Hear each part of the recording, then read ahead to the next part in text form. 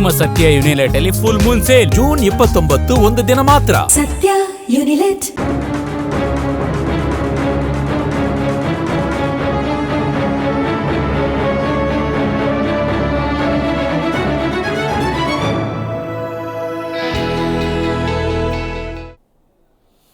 ನಮಸ್ಕಾರ.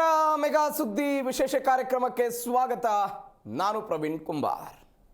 ರಾಷ್ಟ್ರ ರಾಜಕಾರಣದಲ್ಲಿ ನಿನ್ನೆ ಮಹತ್ವದ ಬೆಳವಣಿಗೆ ಒಂದು ಸಂಭವಿಸಿತು. ಮೇ ತಿಂಗಳಲ್ಲಿ ನಡೆದಿದ್ದ ನೀಟ್ ಯುಜಿ ಪರೀಕ್ಷೆ ಪ್ರಶ್ನೆ ಪತ್ರಿಕೆ ಸೋರಿಕೆ ಪ್ರಕರಣದಲ್ಲಿ ಇಡೀ ದೇಶದಾದ್ಯಂತ ಸಿಜೆಪಿ ಪಾರ್ಟಿಯ ಕಾರ್ಯಕರ್ತರು ಮತ್ತು ಅನೇಕ ಜನ ವಿದ್ಯಾರ್ಥಿಗಳು ಬೀದಿಗಿಳಿದು ಪ್ರತಿಭಟನೆ ಮಾಡಿದರು. ಅದರಲ್ಲೂ ವಿಶೇಷವಾಗಿ ರಾಷ್ಟ್ರ ರಾಜಧಾನಿ ದೆಹಲಿಯ ಜಂತರ್ ಮಂತರ್ನಲ್ಲಿ ಹೆಚ್ಚು ಕಡಿಮೆ 35ರಿಂದ 36 ದಿನಗಳ ಕಾಲ ನಿರಂತರವಾದಂತಹ ಹೋರಾಟ ನಡೆಯಿತು. ಇದೇ ತಿಂಗಳ 20ನೇ ತಾರೀಕಿಗೆ ಸಂಸತ್ ಅಧಿವೇಶನ ಶುರುವಾಯಿತು. ಸಂಸತ್ತಿಗೆ ಮುತ್ತಿಗೆ ಹಾಕೋದಕ್ಕೆಲ್ಲ ಪ್ರಯತ್ನವನ್ನು ಪಟ್ಟರು. ಅದಾದ ನಂತರ ಸಿಜೆಪಿಯ ಪ್ರತಿಭಟನೆ ದೊಡ್ಡ ಮಟ್ಟದಲ್ಲಿ ಮುಂದುವರೆದಿದ್ದನ್ನು ನೋಡಿದ್ವಿ. ಸಿಜೆಪಿಯ ನಾಯಕರುಗಳು, ಕಾರ್ಯಕರ್ತರು ಮತ್ತು ಬೇರೆ ಬೇರೆ ಸಂಘಟನೆಗಳ ವಿದ್ಯಾರ್ಥಿಗಳು 3 ಬೇಡಿಕೆಗಳನ್ನು ಕೇಂದ್ರ ಸರ್ಕಾರದ ಮುಂದೆ ಇಟ್ಟಿದ್ರು. ಆ 3 ಬೇಡಿಕೆಯ ಪೈಕಿ ಮೊದಲ ಬೇಡಿಕೆ ಕೇಂದ್ರ ಶಿಕ್ಷಣ ಸಚಿವರಾಗಿದ್ದ ಧರ್ಮೇಂದ್ರ ಪ್ರಧಾನ್ ನೈತಿಕ ಹೊಣೆ ಹೊತ್ತು ಸಚಿವ ಸ್ಥಾನಕ್ಕೆ ರಾಜೀನಾಮೆ ಕೊಡಬೇಕು ಅನ್ನೋದು ಇವರ ಒಟ್ಟಾರೆ ಬೇಡಿಕೆ ಆಗಿತ್ತು. ಆ ಬೇಡಿಕೆಗೆ ಅನುಗುಣವಾಗಿ ನಿನ್ನೆ ಒಡಿಶಾ ಮೂಲದ ಧರ್ಮೇಂದ್ರ ಪ್ರಧಾನ್ ಕೇಂದ್ರ ಶಿಕ್ಷಣ ಸಚಿವ ಸ್ಥಾನಕ್ಕೆ ಮಧ್ಯಾಹ್ನ ರಾಜೀನಾಮೆ ಘೋಷಣೆ ಮಾಡಿದರು. ಆ ಸ್ಥಾನಕ್ಕೆ ಕರ್ನಾಟಕದವರಾಗಿರುವ ಧಾರವಾಡ ಲೋಕಸಭಾ ಕ್ಷೇತ್ರದ ಸಂಸದರು ಆಗಿರುವ ಈಗಾಗಲೇ ಆಹಾರ ಮತ್ತು ನಾಗರಿಕ ಸರಬರಾಜು ಇಲಾಖೆಯ ಸಚಿವರಾಗಿ ಕಾರ್ಯನಿರ್ವಹಿಸ್ತಾ ಇರುವಂತಹ ಪ್ರಹ್ಲಾದ್ ಜೋಶಿ ಅವರಿಗೆ ಹೆಚ್ಚುವರಿ ಖಾತೆ ಅಂತ ಹೇಳಿ ಕೇಂದ್ರ ಶಿಕ್ಷಣ ಖಾತೆಯನ್ನು ಕೊಡಲಾಗಿದೆ. ಹಾಗಾದರೆ ಏನೆಲ್ಲ ಜಟಾಪಟಿಗಳಾಯಿತು? 1997-98ರ ಆಸುಪಾಸಲ್ಲಿ ಇದೇ ಪ್ರಶ್ನೆ ಪತ್ರಿಕೆಯ ಲೀಕ್ ವಿಚಾರಕ್ಕೆ ಸಂಬಂಧಪಟ್ಟಂತೆ ದೊಡ್ಡ ಮಟ್ಟದ ಹೋರಾಟ ನಡೆಸಿದ್ದಂತಹ ಧರ್ಮೇಂದ್ರ ಪ್ರಧಾನ್ ಮೊಟ್ಟ ಮೊದಲ ಬಾರಿಗೆ ಶಾಸಕರಾಗಿ ಆಯ್ಕೆಯಾಗಿ ರಾಜಕೀಯ ಜೀವನ ಶುರು ಮಾಡಿ ರಾಜ್ಯಸಭಾ ಸದಸ್ಯರಾಗಿ, ಲೋಕಸಭಾ ಸದಸ್ಯರಾಗಿ, ಅತಿ ಹೆಚ್ಚು ಶಿಕ್ಷಣ ಸಚಿವರಾಗಿ ನರೇಂದ್ರ ಮೋದಿ ಅವರ ಸಂಪುಟದಲ್ಲಿದ್ದಂತಹ ವ್ಯಕ್ತಿ ನಿನ್ನೆ ಏಕಾಏಕಿಯಾಗಿ ರಾಜೀನಾಮೆ ಕೊಟ್ಟರು. ಹಾಗಾದರೆ ಬಿಜೆಪಿ ಈ ವಿಚಾರದಲ್ಲಿ ಸೋತು ಬಿಡ್ತಾ? ಏನಾಯಿತು? ಯುವಕರು ಏನು ಮಾಡ್ತಾರೆ? ಇದೇ ಇವತ್ತಿನ ಮೆಗಾ ಸುದ್ದಿಯ ವಿಶೇಷ. ಪ್ರಧಾನ್ ಪಕ್ಕಕ್ಕೆ, ಜೋಶಿ ಮನ್ನಣೆ.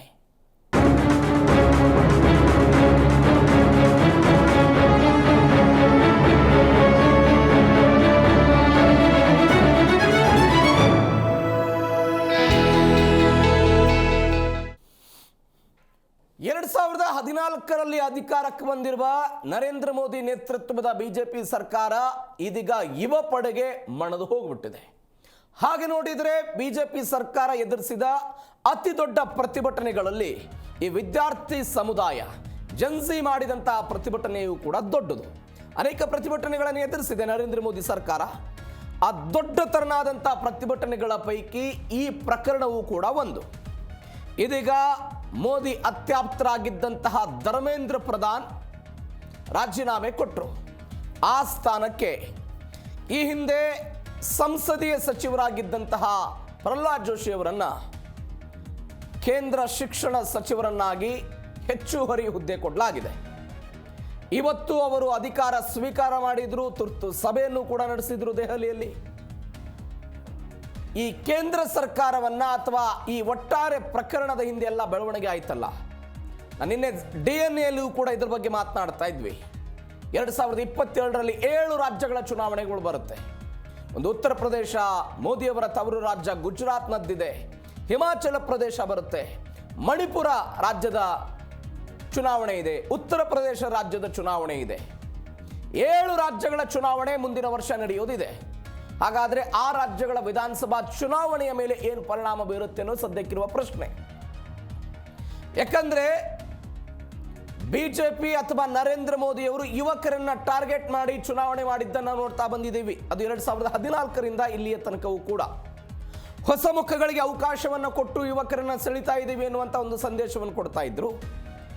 ಯಾವ್ಯಾವ ಕಾನ್ಸ್ಟಿಟ್ಯೂಯೆನ್ಸಿಯಲ್ಲಿ ಮೊಟ್ಟ ಮೊದಲ ಬಾರಿಗೆ ವೋಟ್ ಮಾಡೋದಕ್ಕೆ ಯುವಕರು ಸನ್ನದ್ಧರಾಗಿದ್ದಾರೋ ಆ ಫಸ್ಟ್ ಟೈಮ್ ವೋಟರ್ಸ್ ಅನ್ನು ಗುರಿಯಾಗಿಸಿಕೊಂಡು ಅವರನ್ನು ತಮ್ಮತ್ತ ಸೆಳೆಯುವ ಪ್ರಯತ್ನವನ್ನು ಮಾಡ್ತಾ ಬಂದಿದ್ರು.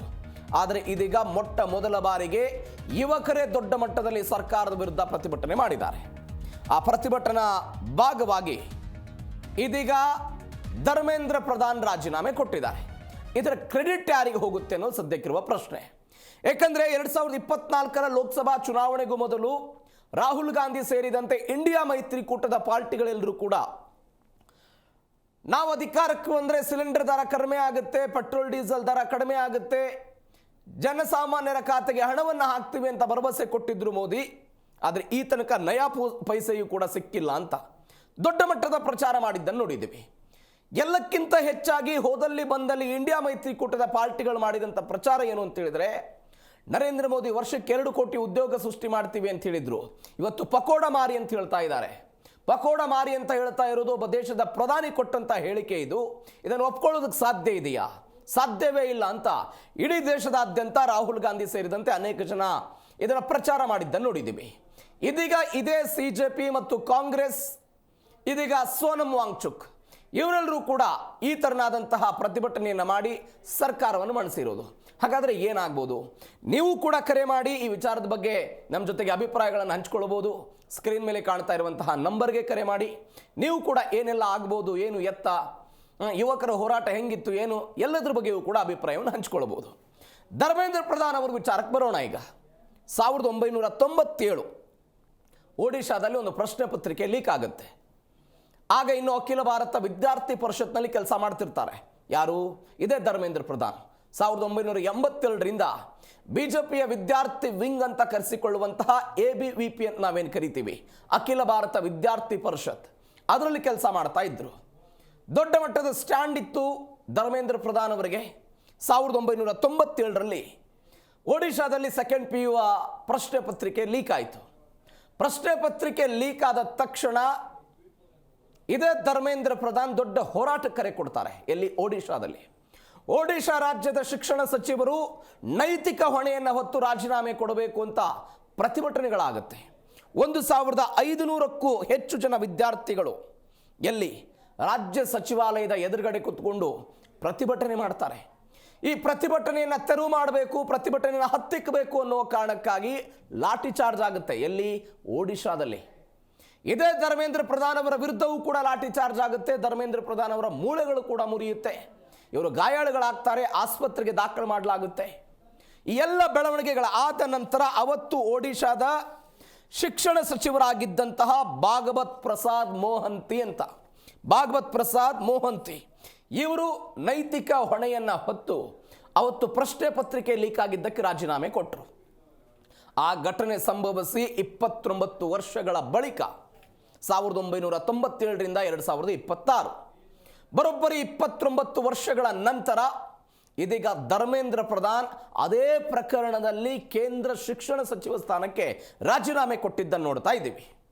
ಪ್ರಧಾನಿ ನರೇಂದ್ರ ಮೋದಿ ಅವರ ಅತ್ಯಾಪ್ತರು, ನರೇಂದ್ರ ಮೋದಿ ಅವರ ಜೊತೆಗೆ ಅತ್ಯುತ್ತಮವಾದಂತಹ ಸಂಬಂಧವನ್ನು ಇಟ್ಕೊಂಡಿದ್ದಂತಹ ಧರ್ಮೇಂದ್ರ ಪ್ರಧಾನ್.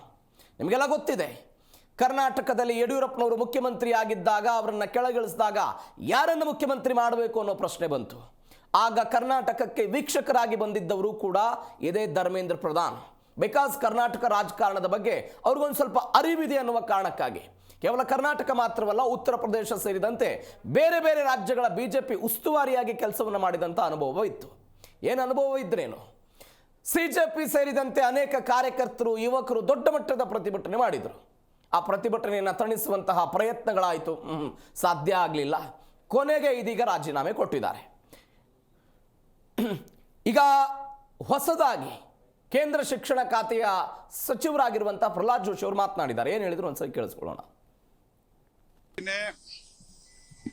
एक नई जिम्मेदारी मेरे ऊपर विश्वास रख के दिया है और जो प्रधानमंत्री जी ने विश्वास रख के इतना बड़ा जिम्मेदारी मेरे ऊपर दिया है उसको मैं पूरा विनम्रता के साथ और पूरा जिम्मेदारी के साथ मैं निभाऊंगा और बाकी जो चीजें हैं मैं एक बार चार्ज लेने के बाद मैं आपसे डिटेल में बात करूंगा. मैं प्रधानमंत्री जी को धन्यवाद अर्पित करता हूं. माननीय प्रधानमंत्री जी ने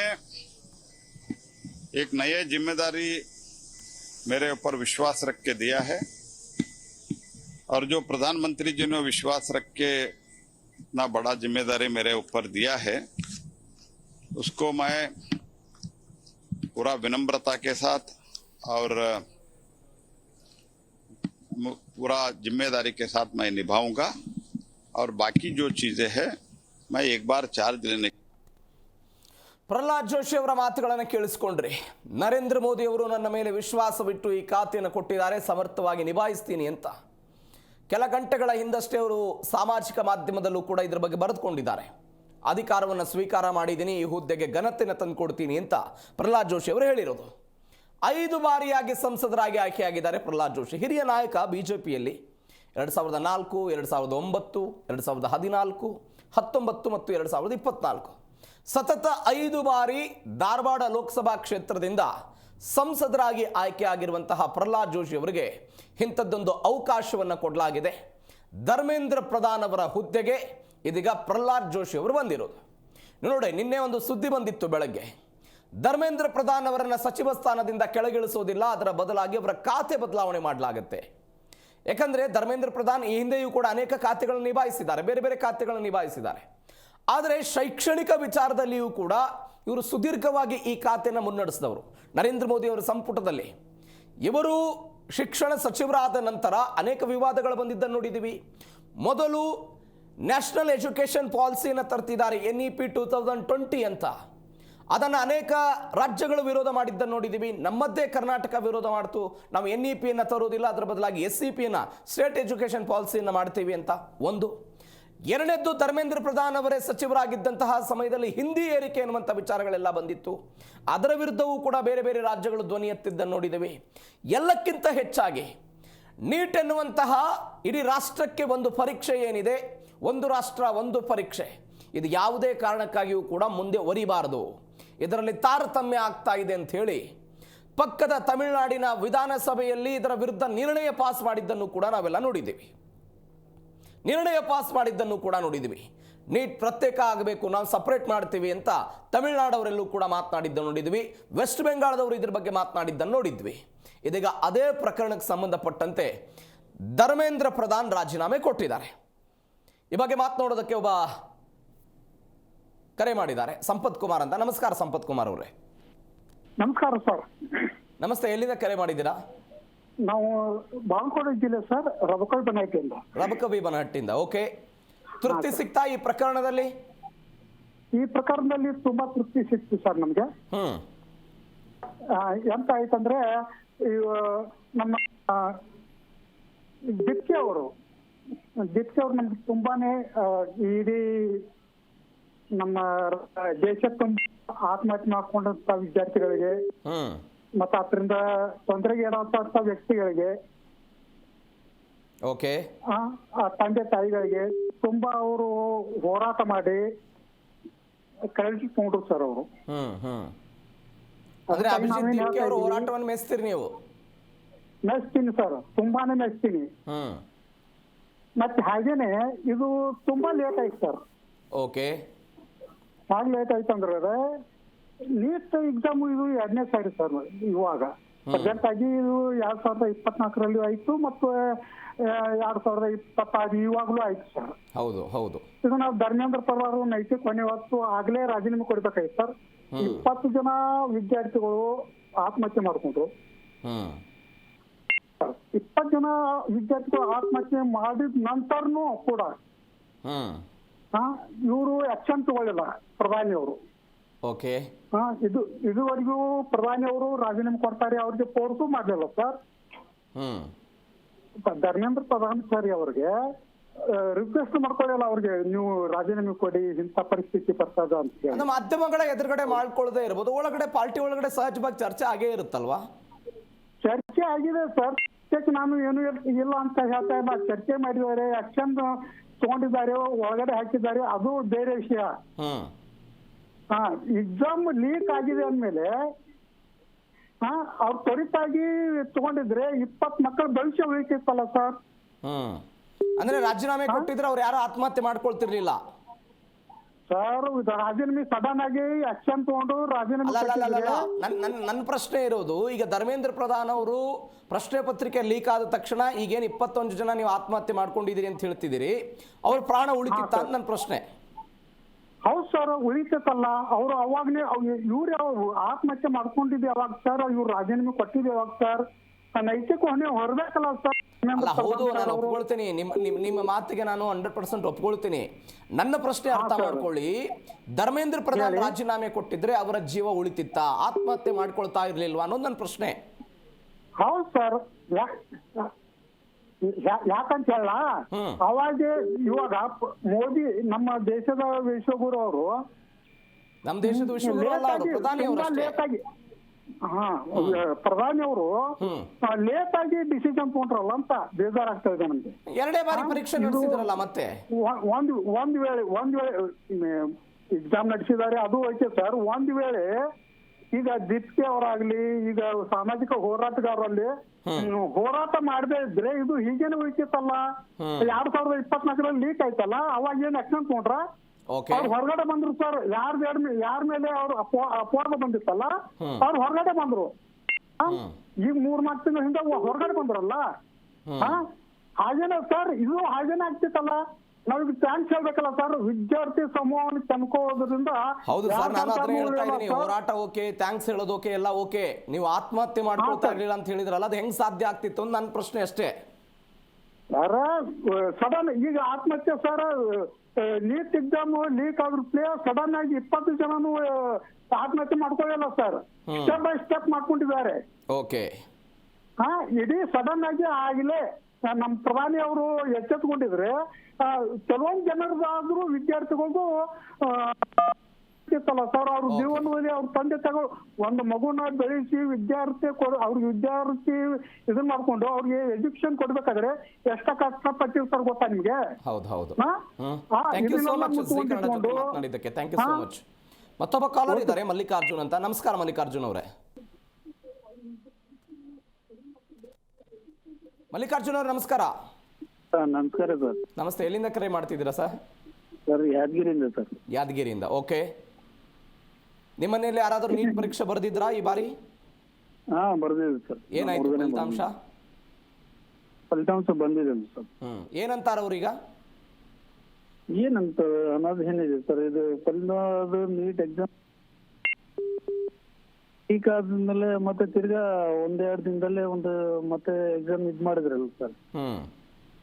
ಆದಷ್ಟು ಆತರ ಪಡಬಾರ್ದಾಗಿತ್ತು ಸರ್. ಅವರೆಲ್ಲ ವಿದ್ಯಾರ್ಥಿಗಳು ಆತ್ಮಹತ್ಯೆ ಮಾಡ್ಕೊಂಡ್ರ ಆತರ ಮಾಡ್ಕೊಳ್ಬಾರ್ದಾಗಿತ್ತು.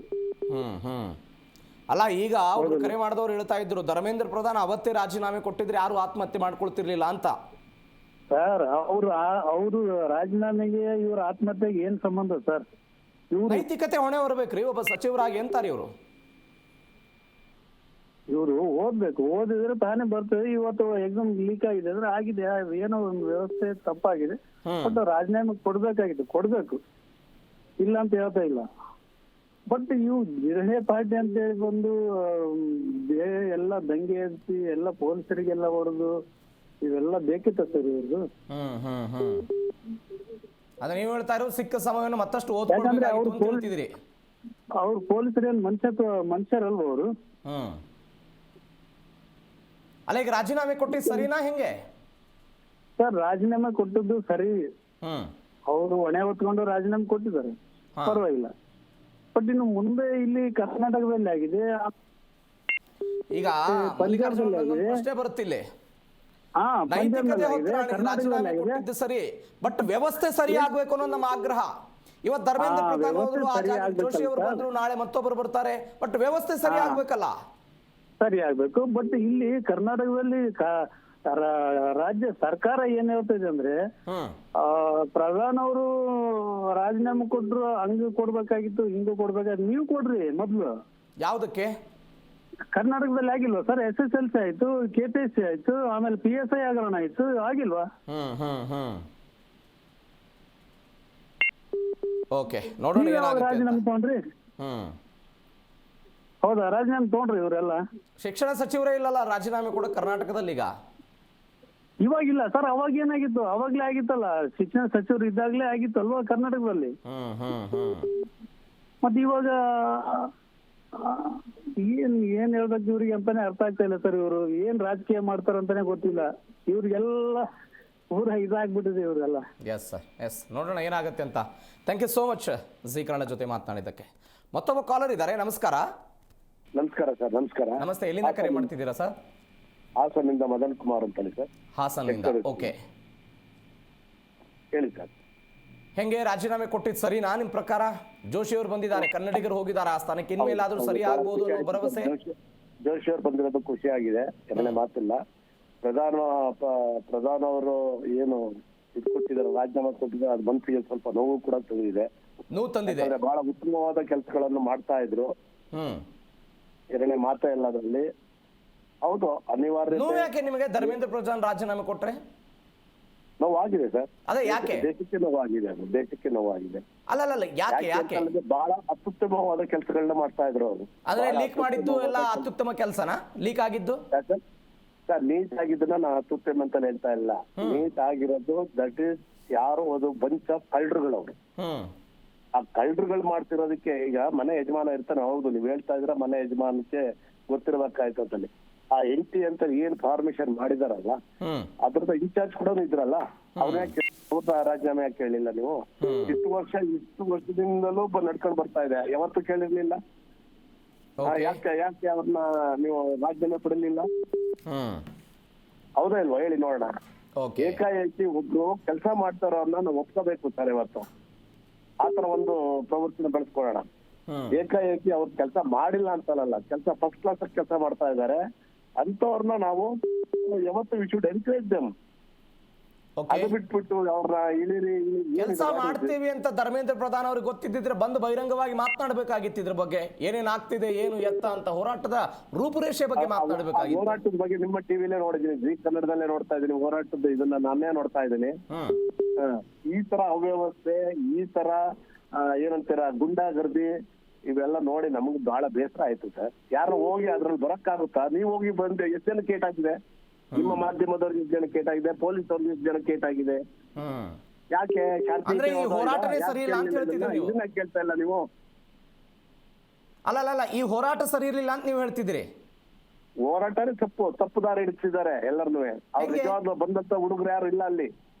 ಸ್ಟೂಡೆಂಟ್ಸ್ ನೀಟ್ ಬರ್ದಂತ ಸ್ಟೂಡೆಂಟ್ಸೇ ಇರಲ್ಲ ಅಲ್ಲಿ. ನಾನು ಹೇಳ್ತಾ ಇದ್ದೀನಿ, ಪ್ರಾಮಾಣಿಕವಾಗ್ಲೂ ಹೇಳ್ತಾ ಇದ್ದೀನಿ. ಅವ್ರು ಯಾರೋ ಪೋಷಕರು ಬಂದಿದ್ದಾರೆ, ಅವ್ರ ಅಣ್ಣ ಅಕ್ಕ ತಂಗಿ ಯಾರೋ ಬಂದಿದ್ದಾರೆ ಪ್ರತಿಭಟನೆಗೆ. ಸುಮ್ನೆ ಅವೆಲ್ಲ ಇದು ಸರ್. ಅದು ಯಾರ್ಯಾರು ಕರ್ಸ್ಕೊಂಡಿದ್ದಾರೆ, ಏನು ಊಟಕ್ಕೆ ಕರ್ಸ್ಕೊಂಡಿದ್ದಾರೆ, ಎಲ್ಲ ಟಿಕೆಟ್ ಕೊಟ್ಟಿದ್ದಾರೆ ಅನ್ನೋದು ನಿಮ್ಮ ಮಾಧ್ಯಮಗಳಲ್ಲೇ ನಿಮ್ಮ ಸ್ನೇಹಿತರುಗಳಿಂದಲೇ ತಿಳ್ಕೊಳ್ಳಿ ನೀವು.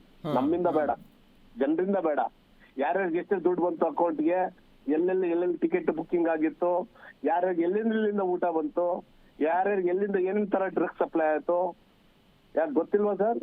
ಸುಮ್ಮನೆ ಎಲ್ಲ ಪಬ್ಲಿಕ್ ಕಣ್ಮುಚ್ಕೊಂಡು ಕೂತ್ಕೊಂಡಿದ್ದಾರೆ ಅನ್ಕೊಂಡಿದ್ದೀರಾ? ಅಲ್ಲ, ನನ್ನ ಪ್ರಶ್ನೆ ಇರೋದು, ಮೋದಿ ಸರ್ಕಾರದ ವಿರುದ್ಧ ಪ್ರತಿಭಟನೆ ಮಾಡಿದ್ರೆ ಅದಕ್ಕೆ ಯಾಕೆ ದೇಶದ್ರೋಹ ಪಟ್ಟ ಕಟ್ತೀರಿ ನೀವೆಲ್ಲ?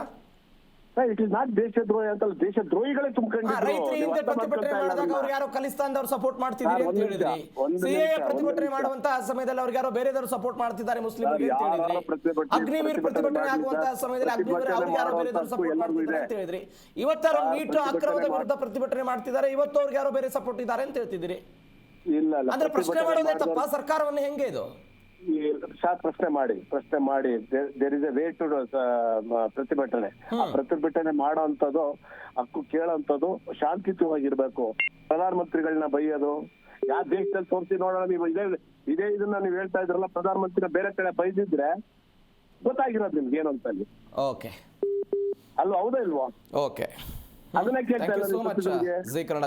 ಈ ತರದ ಪ್ರತಿಭಟನೆ ಮಾಡೋದು ನೀವು. ಓಕೆ, ಪ್ರತಿಭಟನೆ ಮಾಡಿ ಸ್ವಾಮಿ. ನಾವು ನಮ್ಮನ್ನ ಕರೀರಿ ಸ್ವಾಮಿ, ನಾವು ಬರ್ತೀವಿ. ಮಾಡಿದಾಗ ಯಾರೇ ಆಗಿರ್ಬೋದು, ಬರ್ತಾ ಇದ್ದಾರೆ, ಯಾರು ನೀವು ಇವತ್ತವರೆಗೂ ಕೇಳಲಿಲ್ಲ. ಓಕೆ, ಮತ್ತೊಬ್ಬ ಕಾಲರ್ ಇದ್ದಾರೆ. ನಮಸ್ಕಾರ. ಸಂಪರ್ಕ ಕಡಿತ ಆಗಿದೆ. ನೀವು ಕೇಳಿಸ್ಕೊಳ್ತಾ ಇದ್ರಿ. ಈ ಒಟ್ಟಾರೆ ಪ್ರತಿಭಟನೆಯಲ್ಲಿ ಎರಡು ರೀತಿಯಾಗಿ ನೋಡ್ತಾ ಇದ್ದಾರೆ. ಹಾಸನದಿಂದ ಕರೆ ಮಾಡಿದವರು ಹೇಳ್ತಾ ಇದ್ರು, ವಿದೇಶದಿಂದ ಫಂಡಿಂಗ್ ಆಗಿದೆ, ಬೇರೆ ಬೇರೆದವರೆಲ್ಲ ಸಪೋರ್ಟ್ ಮಾಡಿದ್ದಾರೆ, ಖಲಿಸ್ತಾನ್ ಪ್ರತ್ಯೇಕ ಹೋರಾಟಗಾರ ಏನು ಕೆನಡಾದಲ್ಲಿ ಕೂತ್ಕೊಂಡಿದ್ದಾರೆ, ಅವ್ರದ್ದೆಲ್ಲವೂ ಕೂಡ ದೊಡ್ಡ ಮಟ್ಟದ ಕೈವಾಡ ಇತ್ತು. ಇವರೆಲ್ಲ ಹಣವನ್ನು ಕೊಟ್ಟಿದ್ರು ಇತ್ಯಾದಿ ಆರೋಪಗಳು ಬಂದಿದೆ. ಅದ್ರ ಬಗ್ಗೆ ನಾವು ಸರ್ಕಾರದವರು ತನಿಖೆ ಮಾಡ್ತೀವಿ ಅಂತೇಳಿ ಈಗಾಗಲೇ ಒಂದು 2700 ಜನರನ್ನೇನೋ ಪತ್ತೆ ಹಚ್ಚಿದ್ದೀವಿ ಅಂತೆಲ್ಲ ಹೇಳಿದ್ದಾರೆ. ಆ ಪ್ರಕರಣ ಎಲ್ಲಿಗೆ ಬಂದು ಹೋಗುತ್ತೆ ನೋಡೋಣ. ಆದರೆ ಒಂದು ದೊಡ್ಡ ಮಟ್ಟದ ಹೋರಾಟ ನಡೀತಾ ಇತ್ತು. ನಾನು ಆವಾಗಲೇ ಉಲ್ಲೇಖ ಮಾಡ್ತಾ ಇದ್ದೆ. ನರೇಂದ್ರ ಮೋದಿ ಸರ್ಕಾರ ಅಧಿಕಾರಕ್ಕೆ ಬಂದ ನಂತರ ಒಂದು 3-4 ದೊಡ್ಡ ಮಟ್ಟದ ಪ್ರತಿಭಟನೆಗಳನ್ನು ಅವರು ಎದುರಿಸಿದ್ದಾರೆ. ಈ ರೀತಿಯಾಗಿ ಮೊದಲು ನಮಗೆಲ್ಲ ನೆನಪಿದೆ, ಕೊರೋನಾ ಸಮಯದಲ್ಲಿ ಪೌರತ್ವ ತಿದ್ದುಪಡಿ ಕಾಯ್ದೆ ಬಂತು. ಅದನ್ನು ವಿರೋಧಿಸಿ ವ್ಯಾಪಕವಾದಂತಹ ಪ್ರತಿಭಟನೆ ಆಗಿತ್ತು. ಸರ್ಕಾರ ಅವತ್ತು ಮಣಿಲಿಲ್ಲ. 3 ಕೃಷಿ ಕಾಯ್ದೆಗಳು ಬಂತು. ಅವುಗಳನ್ನು ವಾಪಸ್ ಪಡಿಬೇಕು ಅಂತ ಪಂಜಾಬ್, ಬಿಹಾರ್, ಉತ್ತರ ಪ್ರದೇಶದ ರೈತರು ಇದೇ ದೆಹಲಿಯಲ್ಲಿ ವರ್ಷಾನುಗಟ್ಟಲೆ ಕುಳಿತುಕೊಂಡು ಪ್ರತಿಭಟನೆ ಮಾಡಿದ್ದನ್ನು ನೋಡಿದ್ವಿ. ಈ ಕೃಷಿ ಕಾಯ್ದೆಗಳನ್ನು ವಾಪಸ್ ತೆಗೆದುಕೊಂಡ್ರು. ಅಗ್ನಿವೀರ್ 4 ವರ್ಷಗಳ ಕಾಲ ಗುತ್ತಿಗೆ ಆಧಾರದ ಮೇಲೆ ನೇಮಕಾತಿ ಮಾಡಿಕೊಳ್ಳಲಾಗ್ತಾ ಇದೆ ಅಂತ 4 ವರ್ಷ ಬೇಡ ಎನ್ನುವಂತಹ ದೊಡ್ಡ ಮಟ್ಟದ ಬೇಡಿಕೆ ಬಂತು. ಹೋರಾಟಗಳಾಯಿತು, ರೈಲಿಗೆ ಬೆಂಕಿ ಹಚ್ಚಲಾಯಿತು. ಅದನ್ನು ಸ್ವಲ್ಪ ಮಾರ್ಪಾಡು ಮಾಡಿದ್ರು, ವಾಪಸ್ ತೆಗೆದುಕೊಳ್ಳುವ ಪ್ರಯತ್ನ ಆಗಲಿಲ್ಲ. ಆದರೆ ಈ ಪ್ರಕರಣದಲ್ಲಿ ಸಚಿವರೊಬ್ಬರ ರಾಜೀನಾಮೆ ಆಗಿದೆ. ಮತ್ತೊಬ್ಬ ಕಾಲರ್ ಇದ್ದಾರೆ. ನಮಸ್ಕಾರ. ನಮಸ್ಕಾರ, ನಮಸ್ತೆ. ಎಲ್ಲಿಂದ ಕರೆ ಮಾಡ್ತಿದ್ದೀರಾ ಸರ್? ನಿಮ್ಮ ಹೆಸರೇನು? ಮಲ್ಲೇಶ್ ಅಂತ ಸರ್. ಹೊಳೆ ನರಸೀಪುರದಿಂದ ಮಲ್ಲೇಶ್ ಅಂತ. ಹೌದು ಸರ್. ಓಕೆ. ನಿಮ್ಮ ಮನೇಲಿ ಯಾರಾದರೂ ನೀಟ್ ಪರೀಕ್ಷೆ ಬರೆದಿದ್ರಾ ಈ ಬಾರಿ? ಒಂದು ವಿದ್ಯಾರ್ಥಿ ಶಕ್ತಿ ಗುಡುಗಿದ್ರೆ ವಿಧಾನಸೌಧ ನಡುಗುತ್ತೆ ಅನ್ನೋ ಮಾತಿದೆಯಲ್ಲ, ಸಾಬೀತಾಯ್ತಾ ಈ ಪ್ರಕರಣದಲ್ಲಿ ಅದು?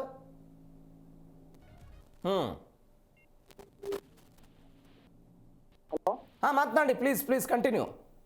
ಖಂಡಿತ ಸರ್, ಸಾಬೀತಾಯ್ತು. ವಿದ್ಯಾರ್ಥಿ ಸಮೂಹ ಎಚ್ಚೆತ್ತರೆ ಯಾವುದೇ ಭ್ರಷ್ಟಾಚಾರಗಳಾಗ್ಲಿ ಈಗಾಗ್ಲಿ ಕಡಿವಾಣ ಹಾಕ್ಬೋದು ಅನ್ನೋದು ಒಂದು ಎತ್ತಿ ತೋರಿಸಂಗಾಯ್ತು ಸರ್. ಈಗ ನಿಮ್ಮ ಮಧ್ಯೆ ಹಾಸನದಿಂದ ಒಬ್ರು ಕರೆ ಮಾಡಿದ್ರು, ನೀವು ಕರೆ ಮಾಡೋದಕ್ಕಿಂತ ಮೊದಲು ವಿದ್ಯಾರ್ಥಿಗಳೇ ಇರ್ಲಿಲ್ಲ ಈ ಪ್ರತಿಭಟನೆಯಲ್ಲಿ ಅಂತಾರ ಅವರು. ಈಗ ನಿಮ್ಮ ಹಿಂದೆ ಕರೆ ಮಾಡಿದವರು ಅವರು ಕೂಡ ಹಾಸನದವರು. ಈ ಪ್ರತಿಭಟನೆಯಲ್ಲಿ ವಿದ್ಯಾರ್ಥಿಗಳೇ ಇರಲಿಲ್ಲ, ಪ್ರತಿಭಟನೆಯ ರೂಪುರೇಷೆ ಸರಿಯಾಗಿರ್ಲಿಲ್ಲ ಅಂದ್ರವರು. ಸರ್ ಅವರು ಒಂದ್ ತರ ಮಾತಾಡ್ತಿದಾರೆ ಸರ್. ಇದು ನಾವು ಸಾಮಾಜಿಕ ವಿಧಾನ ಯಾವ ತರ ಅಲ್ಲ, ಹೋರಾಟದ ಪರ. ಇವತ್ತು ಭ್ರಷ್ಟಾಚಾರ ಏನ್ ನಡೀತಿದೆ ಸರ್, ಈಗ ಪ್ರಹ್ಲಾದ್ ಇವರು ಸದನ ಅವರು ರಾಜೀನಾಮೆ ಕೊಟ್ಟಿರೋದು ಸೂಕ್ತವಾಗಿದೆ ಸರ್. ಅಲ್ಲಿ ವಿದ್ಯಾರ್ಥಿಗಳೇ ಬರ್ತಿಲ್ಲ ಅಂತ ಅಂದ್ರೆ ವಿನ್ಯಾಸಕರಲ್ಲಿ ಬಂದಿರೋರು ಮತ್ತೆ ಹೊರಗಡೆ ಹೆಂಗ್ ಬರಕಾಗುತ್ತೆ ಸರ್? ಓಕೆ, ಬೇರೆ ದೇಶದಿಂದ ಹೆಂಗ್ ಬರಕಾಗುತ್ತೆ ಸರ್ ಇಲ್ಲಿಗೆ? ಅಷ್ಟೊಂದು ಈಗ ರಾಜೀನಾಮೆ ಕೊಟ್ಟ ತಕ್ಷಣ ಎಲ್ಲವೂ ಕೂಡ ಸರಿಯಾಗುತ್ತಾ ವ್ಯವಸ್ಥೆ ಅನ್ನೋದು ಈಗ ನೆಕ್ಸ್ಟ್ ಇರೋ ಪ್ರಶ್ನೆ. ಇಲ್ಲ ಸರ್, ಇಲ್ಲ. ವ್ಯವಸ್ಥೆ ರಾಜೀನಾಮೆ ಕೊಟ್ಟ ತಕ್ಷಣ ಎಲ್ಲವೂ ಸರಿಯಾಗಲ್ಲ. ಮತ್ತೆ ಏನ್ ಮಾಡ್ಬೇಕಂತೀರಿ ಅದಕ್ಕೆ? ನೀಟ್ ವ್ಯವಸ್ಥೆ ಇದೆಯಲ್ಲ ಸರ್, ಅದು ಆಯಾ ರಾಜ್ಯಗಳಿಗೆ ಬಿಡಬೇಕು ಅನ್ನೋ ಒಂದು ನನ್ನ ಅಭಿಪ್ರಾಯ ಸರ್, ನನ್ನ ಅಭಿಪ್ರಾಯ. ಓಕೆ. ಅಂದ್ರೆ ಆಯಾ ರಾಜ್ಯಗಳೇ ಪರೀಕ್ಷೆಗಳನ್ನ ನಡೆಸಬೇಕು, ಅವ್ರಿಗೆ ಬಿಟ್ಟು ಬಿಡಬೇಕು ಅಂತ. ಸರ್ ಈಗ ಹಿಂದಿದ್ದ ನಾವು ಈಗ ಟ್ರೀಟ್ಮೆಂಟ್ ತಗೋತಿಲ್ಲ, ಡಾಕ್ಟರ್ಗಳೆಲ್ಲ ಆಯಾ ರಾಜ್ಯಗಳೆಲ್ಲ ಹೋಗಿ ಡಾಕ್ಟರ್ ಆಗಿರೋ ಸರ್. ಅಲ್ವಾ ಸರ್? ಓಕೆ. ಹಾಗಾಗಿ ಆಯಾ ರಾಜ್ಯಗಳಿಗೆ ಬಿಟ್ರೆ ಅದು ಸೂಕ್ತವಾದ ಸರಿಯಾಗುತ್ತೆ ಅಂತೇಳಿ ಒಂದು ನನ್ನ ಅಭಿಪ್ರಾಯ. ಎಸ್ ನೋಡೋಣ ಏನಾಗುತ್ತೆ ಅಂತ. Thank you so much G Kannada ಜೊತೆ ಮಾತನಾಡಿದ್ದಕ್ಕೆ. Thank you. ಮತ್ತೊಬ್ಬ ಕಾಲರ್ ಇದ್ದಾರೆ. ನಮಸ್ಕಾರ. ನಮಸ್ಕಾರ ಸರ್. ನಮಸ್ತೆ. ಎಲ್ಲಿಂದ ಕರೆ ಮಾಡ್ತಿದ್ದೀರಾ ಸರ್? ಶ್ರೀನಿವಾಸ್ ಅಂತ ಸರ್, ಮೈಸೂರು. ಶ್ರೀನಿವಾಸದಿಂದ ಮೈಸೂರು. ಓಕೆ. ವ್ಯವಸ್ಥೆಗಳು ಸರಿ ಆಗುತ್ತಾ ಅನ್ನುವಂತಹ ಯಕ್ಷ ಪ್ರಶ್ನೆ ಕಾಡ್ತಾ ಇದೆ ಸರ್. ಅದು ಪರೀಕ್ಷೆ, ಭ್ರಷ್ಟಾಚಾರ, ಮತ್ತೊಂದು ವ್ಯವಸ್ಥೆ, ಮಗದೊಂದು ವ್ಯವಸ್ಥೆ ಸರಿ ಆಗಬೇಕು ಅನ್ನೋದು ಜನಸಾಮಾನ್ಯರ ಆಗ್ರಹ. ಹಲೋ ಶ್ರೀನಿವಾಸ್ ಸರ್, ನನ್ನ ಧ್ವನಿ ಕೇಳಿಸ್ತಿದ್ಯಾ ನಿಮ್ಗೆ? ಟಿವಿ ನೋಡ್ಕೊಂಡು ಮಾತನಾಡಿ. ಕೇಳಿಸ್ತಾ ಇದೆ ಸರ್, ಕೇಳಿಸ್ತಾ ಇದೆ. ಈ ಸಮಸ್ಯೆಗೆ ಪರಿಹಾರ ಏನು ಅಂತ ನನ್ನ ಪ್ರಶ್ನೆ. ಹಲೋ, ಕೇಳಿಸ್ತಾ ಇದೆ ಸರ್.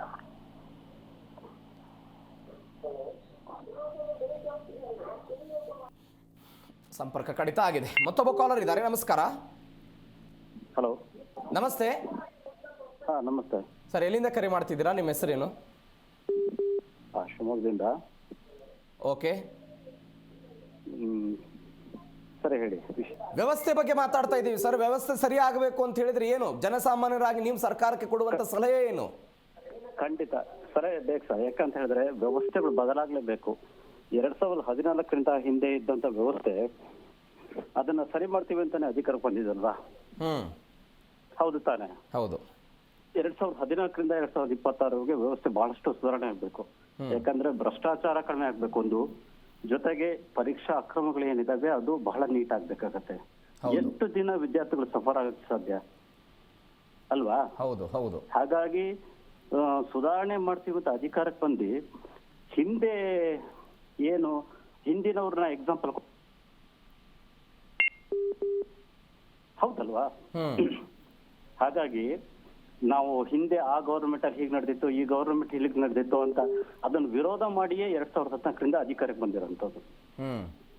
ಹಾಗಾಗಿ ಬದಲಾಗಬೇಕು ಸರ್.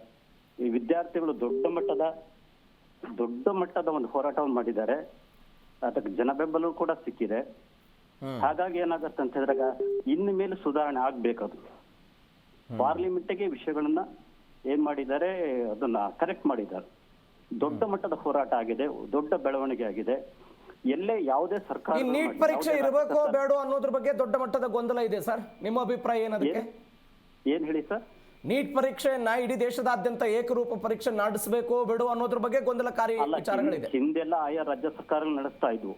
ಬಟ್ ಯಾವುದೇ ವ್ಯವಸ್ಥೆ ಆಗಲಿ ಸರ್, NTA ಆಗ್ಲಿ ಯಾವುದೇ ಆಗ್ಲಿ ವ್ಯವಸ್ಥೆ ಮಾಡ್ಲಿ, ನೀಟ್ ಇಡ್ಲಿ, ತೊಂದರೆ ಇಲ್ಲ. ಆದ್ರೆ ವ್ಯವಸ್ಥಿತವಾಗಿ ಯಾರಿಗೆ ಜಸ್ಟಿಸ್ ಸಿಗ್ಬೇಕು ಬಿಟ್ಟುಕೊಂಡು ಅವ್ರಿಗೆ ಬೇಕಾದವ್ರಿಗೆ ಪೇಪರ್ ಔಟ್ ಮಾಡ್ಕೊಂಡು ಸೇಲ್ ಮಾಡ್ಕೊಂಡು ಲಾಭ ಮಾಡ್ಕೊಂಡಿದ್ರೆ ಪ್ರಜಾಪ್ರಭುತ್ವ ವ್ಯವಸ್ಥೆಯಲ್ಲಿ ಜನರಿಗೆ ಏನ್ ನ್ಯಾಯ ಸಿಕ್ಕಂಗ ಆಗತ್ತಲ್ಲಿ? ಎಷ್ಟು ಜನ ಸೂಸೈಡ್ ಮಾಡ್ಕೊಂಡ್ರು ಮಕ್ಕಳು. ಅವ್ರ ಅಪ್ಪ ಅಮ್ಮನ ಸ್ಥಿತಿಗತಿಗಳೇನು, ಕಷ್ಟಪಟ್ಟು ಓದ್ತಿರ್ತಾರ ಅವ್ರ ಅಪ್ಪ ಅಮ್ಮ ಎಲ್ಲ. ಕರೆಕ್ಟ್.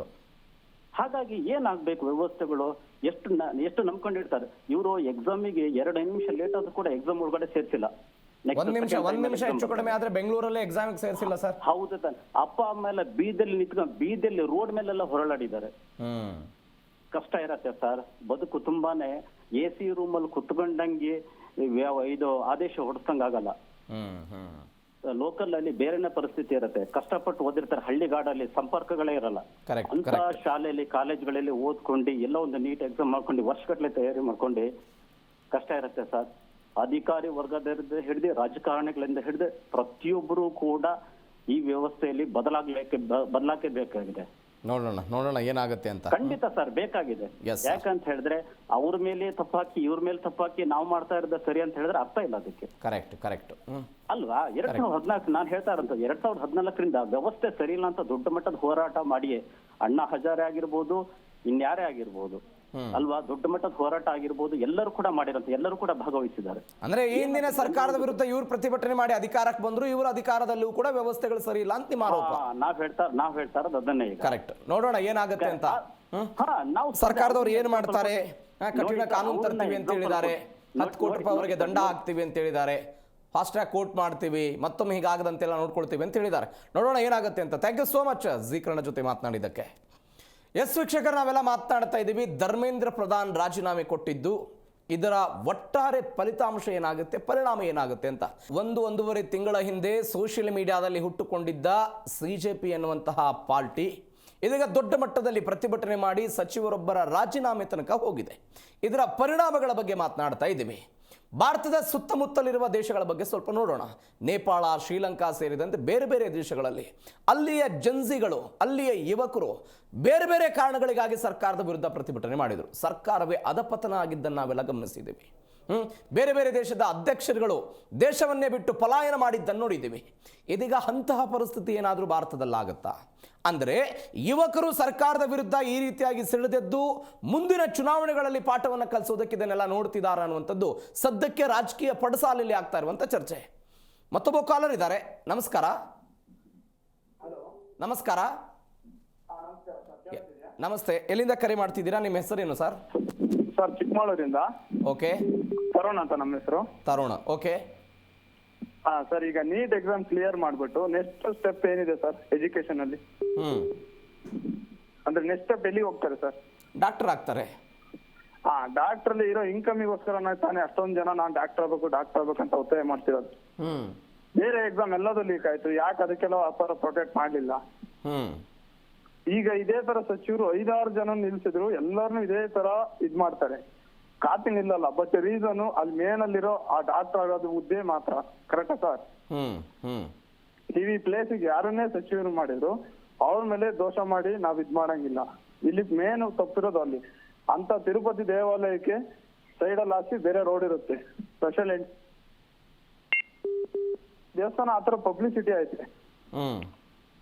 ಕರೆಕ್ಟ್ ಅಲ್ವಾ ಸರ್? ಓಕೆ. ಮತ್ತೆ ಪಿ ಸಿ ಎಕ್ಸಾಮ್ ಆಯ್ತು. ಈಗ ಮೊನ್ನೆ SSC GD ಎಕ್ಸಾಮ್ ಆಯ್ತು. GD ಎಕ್ಸಾಮ್ ನಾನು ಬರ್ದೆ, ಲೀಕ್ ಆಗಿದೆ. ಯಾಕೆ ಈ ತರ ಪ್ರೊಟೆಕ್ಟ್ ಮಾಡ್ಲಿಲ್ಲ? ಅದಕ್ಕೊಬ್ರು ಡಿಪಾರ್ಟ್ಮೆಂಟ್ ಅಂದ್ರೆ ನಿಮ್ಮ ಪ್ರತಿಭಟನೆ ಯಾಕೆ ಒಂದಕ್ಕೆ ಮಾತ್ರ ಸೀಮಿತ ಆಗುತ್ತೆ ಅಂತ ಪ್ರಕರಣಗಳು ಅನೇಕ ಆಗುತ್ತೆ, ಅಲ್ಲಿ ಯಾಕೆ ನೀವು ಪ್ರತಿಭಟನೆ ಮಾಡಲ್ಲ ಅಂತ? ಅನೇಕ ಪ್ರತಿಭಟನೆ ಮಾಡಲ್ಲ ಅನ್ನೋ ರೀಸನ್ ಗೊತ್ತಿದೆಯಲ್ಲ ಸರ್. ಈಗ ನೀವು ಈ ಜಾಗಕ್ಕೆ ಬೇರೆ ಕೂರ್ಸಿದ್ರು ಲೀಕ್ ಆಗಲ್ವಾ ನೆಕ್ಸ್ಟ್ ಸಲ? ನಾನು ಅವಾಗ್ಲಿಂದ ಅದೇ ಪ್ರಶ್ನೆ ಕೇಳ್ತಾ ಇದ್ದೀನಿ. ಈಗ ಉದಾಹರಣೆಗೆ ಸ್ವಲ್ಪ ನೋಡೋಣ ನಾವು. ಡಿಪಾರ್ಟ್ಮೆಂಟ್ 1950 ಅಂತ ಇದ್ ಮಾಡ್ತಾರೆ. ಕರೆಕ್ಟ್. 1950 ಎಷ್ಟಿದೆ? ರೈಲ್ವೆ ಎಕ್ಸಾಮ್ ಇದೆ. ಈ ಸಲ 40,000 ಸೆಂಟ್ರಲ್ ಗೌರ್ಮೆಂಟ್ ವೇಕೆನ್ಸಿ ಕರ್ದಿರೋದು. ಅದೆಲ್ಲ ಬಿಟ್ಟು ನೀಟ್ ಎಕ್ಸಾಮ್ಗೆ ಯಾಕೆ ಹೋಗ್ಬೇಕು ಎಲ್ಲರೂ? ಲಕ್ಷಾಂತರ ಜನ ವಿದ್ಯಾರ್ಥಿಗಳಿದ್ದಾರೆ ಸರ್, ಅದರಲ್ಲಿ ಭವಿಷ್ಯ ಕಟ್ಕೊಳ್ಳೋರು ಇದ್ದಾರೆ ಸರ್. ಬೇರೆ ಡಿಪಾರ್ಟ್ಮೆಂಟ್ ಅಲ್ಲೂ ವೇಕೆನ್ಸಿ ಇದೆಯಲ್ಲ,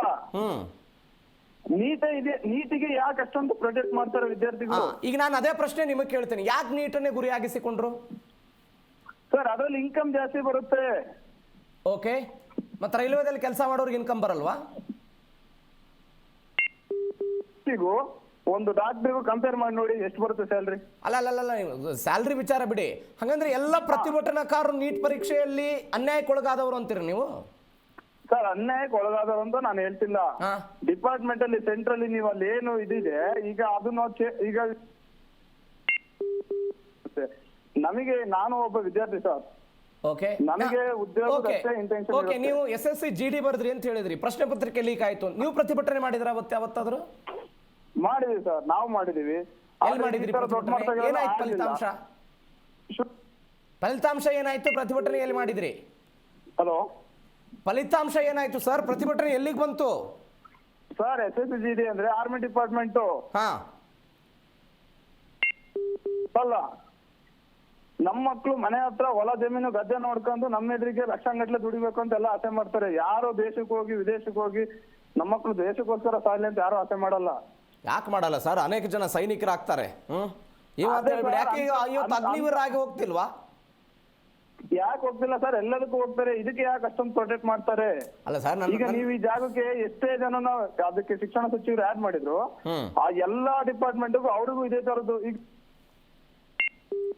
ಅಲ್ಲಿ ಬ್ಲಾಕ್ ಎಕ್ಸಾಮ್ ಅಲ್ಲಿ ಅದರ ಎಲ್ಲ ಇದ್ ಮಾಡ್ತಿರೋದು ಅಲ್ವಾ? ಓಕೆ, ಅಲ್ಲ ಈಗ ಉದಾಹರಣೆ ನನ್ನ ಪ್ರಶ್ನೆ ಅರ್ಥ ಮಾಡ್ಕೊಳ್ಳಿ. ಸಣ್ಣ ಪುಟ್ಟ ಎಕ್ಸಾಮ್ ಆಗ್ತಾವಲ್ಲ, ಸಣ್ಣ ಪುಟ್ಟ ಎಕ್ಸಾಮ್ ಅಲ್ಲಿ ಯಾಕೆ ಕಾಪಿ ಆಗಲ್ಲ? ಪ್ಲೀಸ್ ನನ್ನ ಪ್ರಶ್ನೆ ಅರ್ಥ ಮಾಡ್ಕೊಳ್ಳಿ. ನೀವು SSC GD ಹೇಳಿದ್ರಿ. ನಿನ್ನೆ ಕರ್ನಾಟಕದಲ್ಲಿ ಪಶುಸಂಗೋಪನಾ ಇಲಾಖೆ ವೈದ್ಯಾಧಿಕಾರಿಗಳ ಹಗರಣದ ಬಗ್ಗೆ ಬಂದಿದೆ, ಒಂದು ಆಡಿಯೋ ಬಿಡುಗಡೆ ಆಗಿದೆ. 80 ಲಕ್ಷ ರೂಪಾಯಿ ಹಣ ಕೊಟ್ಟಿದ್ದಾರೆ, ಹಣ ಕೊಡಬೇಕಂತೆ ಹುದ್ದೆಗೆ, ಇತ್ಯಾದಿ ಬಂತು. ಅದ್ರ ವಿರುದ್ಧ ಈ ದೊಡ್ಡ ಮಟ್ಟದ ಪ್ರತಿಭಟನೆ ನಮ್ಮದೇ ಕರ್ನಾಟಕದ ವಿದ್ಯಾರ್ಥಿಯಾಗಿ ನೀವು ಮಾತಾಡ್ತಾ ಇದ್ದೀರಿ, ಧ್ವನಿ ಎತ್ತಿದ್ರೆ ಯಾವತ್ತಾದ್ರೂ? ಆಯ್ತಾಯ್ತು. ಪಶುಸಂಗೋಪನೆಯಲ್ಲಿ ಎಷ್ಟು ಜನ ಸೂಸೈಡ್ ಮಾಡ್ಕೊಂಡ್ರೆ? ಓಕೆ, ಸೂಸೈಡ್ ಮಾಡ್ಕೊಂಡ್ರೆ ಮಾತ್ರ ಪ್ರತಿಭಟನೆ ಮಾಡಬೇಕು ಅನ್ನೋ ನಿಮ್ಮ ವಾದ? ನಾನು ಹೇಳ್ತಿರೋದು ರೀಸನ್, ಈಗ ಎಷ್ಟು ಜನ ಅದನ್ನ ಅಟೆಂಡ್ ಮಾಡಿದ್ರು? ಓಕೆ, ಸಂಗೋಪನೆದು ಅಲ್ವಾ? ಆಮೇಲೆ ಎಷ್ಟೋ ಗೌರ್ಮೆಂಟ್ ಹಾಸ್ಪಿಟಲ್ಗಳಲ್ಲಿ ಡಿಗ್ರಿ ಪೋಸ್ಟ್ ಖಾಲಿ ಇರುತ್ತೆ. ಓಕೆ, ಸಣ್ಣ ಪುಟ್ಟ ಹುದ್ದೆ ಎಕ್ಸಾಮ್ ಹಲವಾರು ಇರ್ತವೆ, ಅವ್ರಿಗೆ ಯಾಕೆ ಈ ತರ ಆಗಲ್ಲ? ಇದ್ರಲ್ಲೇ ಯಾಕೆ ಈ ತರ ಆಗ್ಬೇಕು? ಅಲ್ಲ ಸರ್, ನಾನು ತಾರತಮ್ಯದ ಬಗ್ಗೆ ಮಾತಾಡ್ತಾ ಇದ್ದೇನೆ. ಎಲ್ಲದರಲ್ಲೂ ಪ್ರತಿಭಟನೆ ಆಗಬೇಕು. ಅನ್ಯಾಯ D ಗ್ರೂಪ್ನಲ್ಲಾದರೂ ಪ್ರತಿಭಟನೆ ಆಗಬೇಕು, ಅನ್ಯಾಯ A ಗ್ರೂಪ್ನಲ್ಲಾದರೂ ಪ್ರತಿಭಟನೆ ಆಗಬೇಕು, ಅದು UPSC ಆದರೂ ಕೂಡ ಪ್ರತಿಭಟನೆ ಆಗಬೇಕು. ಸರ್ ನೀವು ಅಲ್ಲಿ ಸ್ಯಾಲ್ರಿ 5 ಲಕ್ಷ ಕೊಡ್ತೀರಾ, ಇಲ್ಲಿ 50,000 ಕೊಡ್ತೀರಾ? ಹೆಂಗಿಲ್ಲ 50,000 ಪ್ರತಿಭಟನೆ ಮಾಡ್ತಾರೆ? ಅಂದ್ರೆ ಪ್ರತಿಭಟನಾಕಾರರಿಗೆ ದುಡ್ಡು ಕೊಡ್ತಾರ ಅಂತಾನೋ ಅಥವಾ ಹುದ್ದೆಗೆ ಸಂಬಳದ ಬಗ್ಗೆ ಮಾತಾಡ್ತಿದ್ದೀರೋ ನೀವು? ಉದ್ಯೋಗ ಬಗ್ಗೆ, ಪ್ರತಿಭಟನಾಕಾರರ ಬಗ್ಗೆ ಮಾತಾಡೋದಿಲ್ಲ. ಅದ್ರೊಳಗೆ ನಾನು ಒಬ್ಬ ಅಲ್ವಾ? ನಿಮ್ಮಲ್ಲಿರೋ ಉದ್ಯೋಗಕ್ಕೋಸ್ಕರ ಅಂದ್ರೆ ಎಲ್ಲ ಹುದ್ದೆಗಳಿಗೂ ಎಲ್ಲ ಸಮಾನ ವೇತನ ಸಿಗಬೇಕು ಅಂತ ಸರ್. ಈಗ ನೀವು PC ಈಗ ಒಬ್ರು ಯಾರೋ ಈಗ ಯಾರೋ IAS ಆಫೀಸರ್ ಅವ್ರು ಬೇಡ ಬಿಡಿ. ಈಗ ರೈಲ್ವೆ ಒಬ್ರು ಯಾರೋ ಇದು CG ಆಳ ಮೂಳ ಏನೇನೋ ಇದೆ, ಅದ್ರಲ್ಲಿ ಒಬ್ಬರಿಗೆ 1.5 ಲಕ್ಷ 2 ಲಕ್ಷ ಸಂಬಳ ಕೊಡ್ತಾರೆ. ಸಂಬಳ ಕೊಡ್ತಾರೆ. ಈಗ 1 kg ಟೊಮೊಟೊ 30 ರೂಪಾಯಿ ಬೆಲೆ ಬಾಳಲ್ಲ, ಸರಿನಾ ಸರ್? ಓಕೆ, ಅದೇ ಒಬ್ಬ ರೈಲ್ವೆ JEಗೆ 180 150 ಸಂಬಳ ಕೊಡ್ತೀರಾ. ಇಲ್ಲಿ ಅವನು ಬಂದ್ ರೈತಾಗಿ ಅಂದ್ರೆ ಹೆಂಗ್ ಆಗ್ತಾನೆ ರೈತ? ನಮ್ ದೇಶದ GDP ರೇಸ್ ಆಗೋದು ಯಾವ್ದ್ರಿಂದ? ತರಕಾರಿ ಬೆಳೆಯೋದ್ರಿಂದಲೇ ಇಲ್ಲ ಗೌರ್ಮೆಂಟ್ ಎಂಪ್ಲಾಯ್ಗಳಿಂದಲ್ಲ? ಟ್ಯಾಕ್ಸ್ ಕಟ್ಟೋರು ಯಾರು? ಅಲ್ಲ ಸರ್, ನೀವ್ ಹೇಳಿ. ಈಗ PC ಕೆಲಸಕ್ಕೆ 20,000 ಸಬ್ಜೆಕ್ಟ್ ಬೇರೆ ಆಗುತ್ತೆ ಸರ್. ಈ ಸಬ್ಜೆಕ್ಟ್ ಬೇರೆ ಆಗುತ್ತೆ, ಸಂಬಳದ ತಾರತಮ್ಯ, ಸಂಬಳ ಇತ್ಯಾದಿ ಅಂತ. ನೋಡೋಣ ಏನಾಗುತ್ತೆ ಅಂತ. Thank you so much G Kannada ಜೊತೆ ಮಾತನಾಡಿದ್ದಕ್ಕೆ. ನೀವು ಕೇಳಿಸ್ಕೊಳ್ತಾ ಇದ್ದೀರಿ. ಮತ್ತೊಬ್ಬ ಕಾಲರ್ ಇದ್ದಾರೆ. ನಮಸ್ಕಾರ. ನಮಸ್ತೆ ಸರ್. ನಮಸ್ತೆ, ಎಲ್ಲಿಂದ ಕರೆ ಮಾಡ್ತಿದ್ದೀರಾ? ಸರ್ ನನ್ನ ಹೆಸರು ಶಿವಮೊಗ್ಗದಿಂದ ಕರೆ ಮಾಡ್ತಿದ್ದೀನಿ, ಶ್ರೀನಿವಾಸ್ ಅಂತಂದು. ನೀಟು ಪ್ರತಿಭಟನೆ ಆಗಿದ್ದು ಕರೆಕ್ಟ್ ಸರ್, ಅದು ತಪ್ಪು ಅಂತಂದು ಹೇಳಕ್ಕಾಗಲ್ಲ. ಯಾಕೆ ಅಂದ್ರೆ ಪ್ರತಿಯೊಬ್ಬ ವಿದ್ಯಾರ್ಥಿ ಭವಿಷ್ಯನೂ ಇಂಪಾರ್ಟೆಂಟ್ ಆಗಿರುತ್ತೆ. ಆದ್ರೆ ನೀಟ್ ಹೆಸರಲ್ಲಿ ರಾಜಕೀಯ ಸ್ಟಾರ್ಟ್ ಆಯ್ತಲ್ಲ, ಧರ್ಮ ಸ್ಟಾರ್ಟ್ ಆಯ್ತಲ್ಲ, ಅದು ಬೇಜಾರ್ ಅನ್ಸುತ್ತೆ. ನೀಟ್ ಹೆಸರಲ್ಲಿ ನಾವು ಪ್ರತಿಭಟನೆ ಮಾಡ್ಬೇಕಾದ್ರೆ ಅಲ್ಲಿ ರಾಜಕೀಯ ಉದ್ದೇಶ ಏನು? ದೇವರುಗಳನ್ನ, ಹಿಂದೂ ಧರ್ಮವನ್ನು ಯಾಕೆ ಹೇಳಕ್ ತರ್ಬೇಕು? ಕರೆಕ್ಟ್. ಅದು ನೀಟ್ ಪ್ರತಿಭಟನೆ ಆಗೇ ಇರ್ಬೇಕು, ವಿದ್ಯಾರ್ಥಿಗಳ ಪರವಾಗೇ ಇರ್ಬೇಕದು. ಅಲ್ಲಿ ರಾಮನ, ಹಿಂದೂ ಧರ್ಮದ ಅವನು ಮರ್ಯಾದಾ ಪುರುಷೋತ್ತಮ, ರಾಮನ ಅವಹೇಳನ ಮಾಡ್ತಾರಲ್ಲ, ಯಾಕೆ ಮಾಡಿದ್ರು? ಉದ್ದೇಶವೇನು? ಓಕೆ, ಆಯ್ತು. ನೀಟಿಂದ ಒಂದೇ ಪ್ರತಿಭಟನೆ ಮಾಡಬಾರದು ಸರ್. ಇಲ್ಲೇ ನಮ್ಮ ಕರ್ನಾಟಕದಲ್ಲೇ ಇದು ಪಶು ವೈದ್ಯಾಧಿಕಾರಿಗಳದ್ದು ದೊಡ್ಡ ಗೋಲ್ಮಾಲ್ ನಡೆದಿದೆ. 80 ಲಕ್ಷ 90 ಲಕ್ಷ ಒಂದ್ ಸೀಟಿಗೆ ತಗೊಂಡು ಅಪಾಯಿಂಟ್ ಮಾಡ್ಕೊಂತಿದ್ದಾರೆ ಅಂತಂದ್ ಬಂತು. ಹೌದ್ರಾ? ಬಂದ ಮೇಲೆ ಅಲ್ಲೇ ಯಾಕೆ ಪ್ರತಿಭಟನೆ ಮಾಡ್ಬೇಕು? ಇಲ್ಲೂ ಮಾಡ್ಬೇಕು. ನಾನು ಅದನ್ನೇ ಪ್ರಶ್ನೆ ಕೇಳ್ತಿದ್ದೀನಿ ಸರ್, ಅದೇ ಪ್ರಶ್ನೆ ಕೇಳ್ತಾ ಇದ್ದೀನಿ ನಾನು. ಅದೇ ಸರ್ ನಾನು ಹೇಳ್ತಿರೋದು ಅದೇ. ಇಲ್ಲೂ ಮಾಡ್ಬೇಕಲ್ಲ. ಈಗ ಮೊನ್ನೆ ಒಂದು ಹಗರಣ ಆಯ್ತು ಕರ್ನಾಟಕದಲ್ಲಿ. ಪರೀಕ್ಷೆ ಬರೆದಂತಹ ಅಭ್ಯರ್ಥಿಗಳ ಪೈಕಿ ಒಂದೇ ಕೊಠಡಿಯಲ್ಲಿರುವಂತಹ 13 ಜನ ಆಯ್ಕೆ ಆಗಿದ್ದಾರೆ ಅಂತ. ಆಯ್ಕೆ ಆಗಿದ್ದಾರೆ, ಸೇಮ್.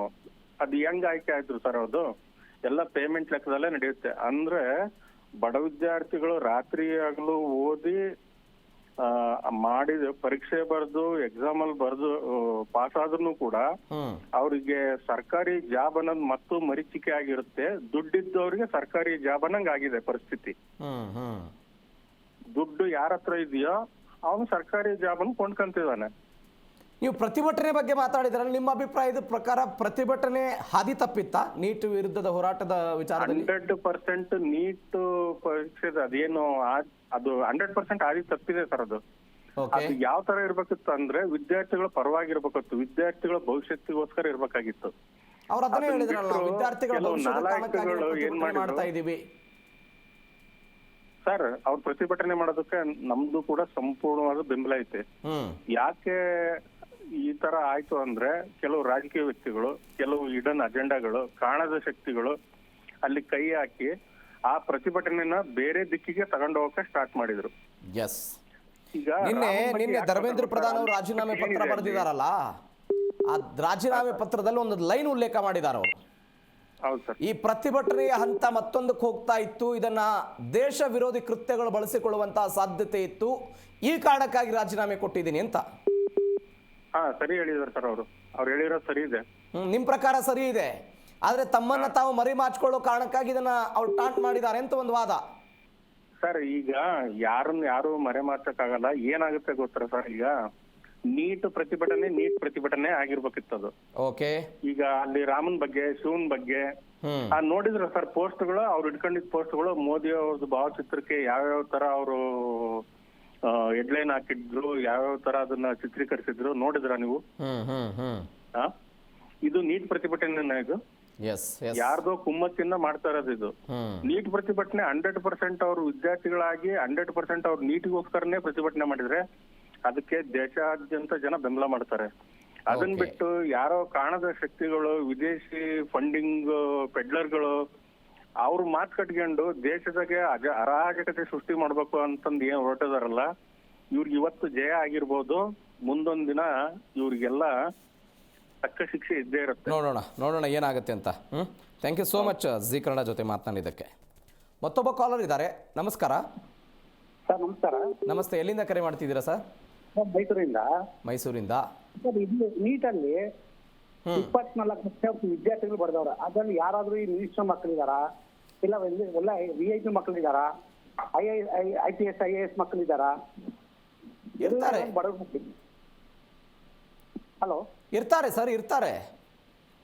ಅದು ಸರ್ ಎಷ್ಟು ಪರ್ಸೆಂಟ್ ಇರ್ಬೋದು ಸರ್? 24 ಲಕ್ಷದಲ್ಲಿ ಎಷ್ಟಿದ್ರು 25%, 50%, 70% ನಮ್ಮ ಬಡ ಮಕ್ಕಳೇ ಇರ್ತಾರೆ ಸರ್. ಅದ್ರಲ್ಲಿ ಕಷ್ಟಪಟ್ಟು ಎಣ್ಣೆ ಬಿಟ್ಟು ಗಾರೆ ಕೆಲಸ, ಕೂಲಿ ಕೆಲಸ, ಆಟೋ ರಿಕ್ಷಾ ಓಡಿಸ್ಕೊಂಡು ಮಿಡಿಲ್ ಕ್ಲಾಸ್ ಅವರು ಕಷ್ಟಪಟ್ಟು ಓದಿಸಿ ಅದೇನೋ ಪೇಪರ್ ಲೀಕೇಜ್ ಆಯ್ತು ಸರ್, ಒಪ್ಕೊಂಡೆ. ಮಕ್ಕಳು ಪ್ರತಿಭಟನೆ ಬಂದ್ರು, ಯಾಕೆ ಅವ್ರು ಕಷ್ಟಪಟ್ಟವ್ರು ಸರ್, ನೋವು ಅವ್ರಿಗಿದೆ. ನಾವ್ ಇಷ್ಟು ಕಷ್ಟಪಟ್ಟು ಎಕ್ಸಾಮ್ ಬರ್ದಿದ್ವಿ, ನಮ್ಗೆ ಪೇಪರ್ ಲೀಕ್ ಆಯ್ತು, ಇದಕ್ಕೆ ಕಾರಣ ಯಾರು ಅಂತ. ಈಗ ಸ್ಟ್ರೈಕ್ ಬಂದಾಗ, ಇವರು ಪ್ರತಿಭಟನೆ ಬಂದಾಗ ಅದನ್ನ ಇದು ಮಾಡ್ಬೇಕಾಗಿದೆ ಯಾರು ಸರ್? ಬಿಜೆಪಿ ಅವರು, ಸೆಂಟ್ರಲ್ ಗೌರ್ಮೆಂಟ್ ಅಲ್ಲಿ ಇದ್ದವರು ಇಷ್ಟು ದಿನ ಏನಕ್ಕೆ ಸುಮ್ಮನೆ ಇದ್ರು ಅವರು? ಯಾಕೆ ಸುಮ್ಮನೆ ಇದ್ರು? ಇವರು ರಾಜೀನಾಮೆ ಕೇಳಿದ್ರಲ್ಲ, ಅವಾಗಲೇ ಬಂದು ಕುತ್ಕೊಂಡು ಮಾತಾಡಿ ಅವ್ರನ್ನ ಲಾಠಿ ಚಾರ್ಜ್ ಮಾಡೋ ಅವಶ್ಯಕತೆ ಏನಿತ್ತು ಸರ್? ಅಂದ್ರೆ ಲಾಠಿ ಚಾರ್ಜ್ ಮಾಡಬಾರ್ದಿತ್ತು ಅವ್ರ ವಿರುದ್ಧ. ಹೌದು ಸರ್, ಸ್ಟೂಡೆಂಟ್ ಬಂದು ಮಾತಾಡ್ಬಿಟ್ಟು ಅವತ್ತೇ ಸಂಸತ್ತಿಗೆ ಮುತ್ತಿಗೆ ಹಾಕೋದಕ್ಕೆ ಹೊರಟಿದ್ರು ಸರ್, ಹಾಗೆ ಬಿಡ್ಬೇಕಾಗಿತ್ತಾ? ಇಲ್ಲ, ಆಗ್ಲೇ ಇಮಿಡಿಯೇಟ್ಲಿ ಬರ್ಬೇಕಾಗಿತ್ತಲ್ಲ ಸರ್.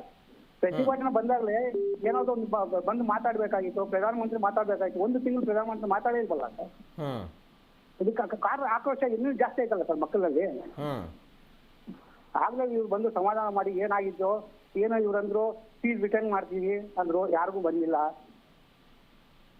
ಈಗ ಪ್ರತಿಭಟನೆ ಇದರಲ್ಲಿ ನೋಡಿ ಸರ್, ಮಕ್ಕಳು ಇರೋದೇ, ಸ್ಟೂಡೆಂಟ್ಸ್ ಇರೋದೇ 50% ಅಂದ್ರೆ ಹೊರಗಿಂದ 50% ಇದೆ. ಓಕೆ, ಈ ಪ್ರತಿಭಟನೆ ಬೇರೆ ರೀತಿ ತಗೊಂಡ್ಬಂದ್ರು ನಮ್ಮ ದೇಶನ ಹಾಳು ಮಾಡಕ್ಕೆ. ಶ್ರೀಲಂಕಾ ಆಗ್ಬೇಕು, ನೇಪಾಳ ಹತ್ರ ಆಗ್ಬೇಕು, ಬಾಂಗ್ಲಾದೇಶ ಮಾಡ್ತೀವಿ ಇಂಡಿಯಾದಂದ್ರೆ ನಮ್ಮ ಮಿನಿಸ್ಟರ್ಸ್ ಹೆಂಗಿದಾರೆ ಸರ್? ಇದಕ್ಕೆಲ್ಲ ಗುಮ್ಮತ್ ಕೊಡ್ತಾರೆ ನಮ್ಮವರೇ ಅಲ್ಲ ಸರ್, ಹೇಳಿ. ಇದನ್ನ ಸುಧಾರಣೆ ಮಾಡಬೇಕು ಅನ್ನೋದಕ್ಕೆ ಏನ್ ನಿಮ್ದು ಸಲಹೆ?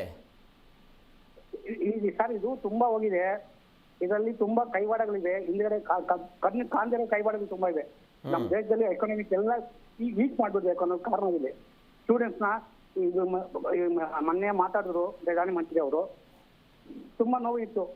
ಪ್ರಧಾನಮಂತ್ರಿ ಮಾತಾಡ್ತಾರೆ ತುಂಬಾ ನೋವು ಇತ್ತು ವಿದ್ಯಾರ್ಥಿಗಳ ಬಗ್ಗೆ. ಬಟ್ ಇದೇ ಮಾತು ಮುಂಚೆ ಮಾತಾಡ್ಬೇಕಾಗಿತ್ತಲ್ಲ ಸರ್ ಪ್ರಧಾನಿಗಳು, ಮೊದಲೇ ಬಂದ್ಬಿಡ್ಬೇಕಾಗಿತ್ತು. ವಿದ್ಯಾರ್ಥಿಗಳು ಲಾಠಿ ಚಾರ್ಜ್ ಮಾಡೋವರೆಗೂ ಪ್ರಧಾನಮಂತ್ರಿ ನೋಡ್ಕೊಂಡಿದ್ರಲ್ಲ, ಅವಾಗೆಲ್ಲ ಮಾಡಬಾರ್ದಾಗಿತ್ತಲ್ಲ ಸರ್ ಲಾಠಿ ಚಾರ್ಜ್. ಪ್ರಧಾನಿ ಬಂದು ಆವಾಗಲೇ ಮಾತಾಡ್ಬಿಟ್ಟಿದ್ರೆ ಎಲ್ಲರಿಗೂ ಸಮಾಧಾನ ಆಗ್ತಾ ಇತ್ತು. ಡಿಜಿಟಲ್ ಇಂಡಿಯಾ ನಾನು ತಪ್ಪಿದ್ದು ಪ್ರಧಾನಿ, ಅದನ್ನ ಮುಮ್ಮಸ್ಸು ಕೊಟ್ಟು ಮುಂದಕ್ಕೆ ತಂದವ್ರು ಯಾರು ಸರ್? ವಿದ್ಯಾರ್ಥಿಗಳಲ್ವಾ ಸರ್? ವಿದ್ಯಾರ್ಥಿಗಳ ಮೇಲೆ ಹಂಗೆ ಮಾಡ್ಬಿಟ್ರೆ ಸರ್ ಅದು ಎಲ್ಲಿವರೆಗೂ ಹೋಗಿ ಮುಗಿತು.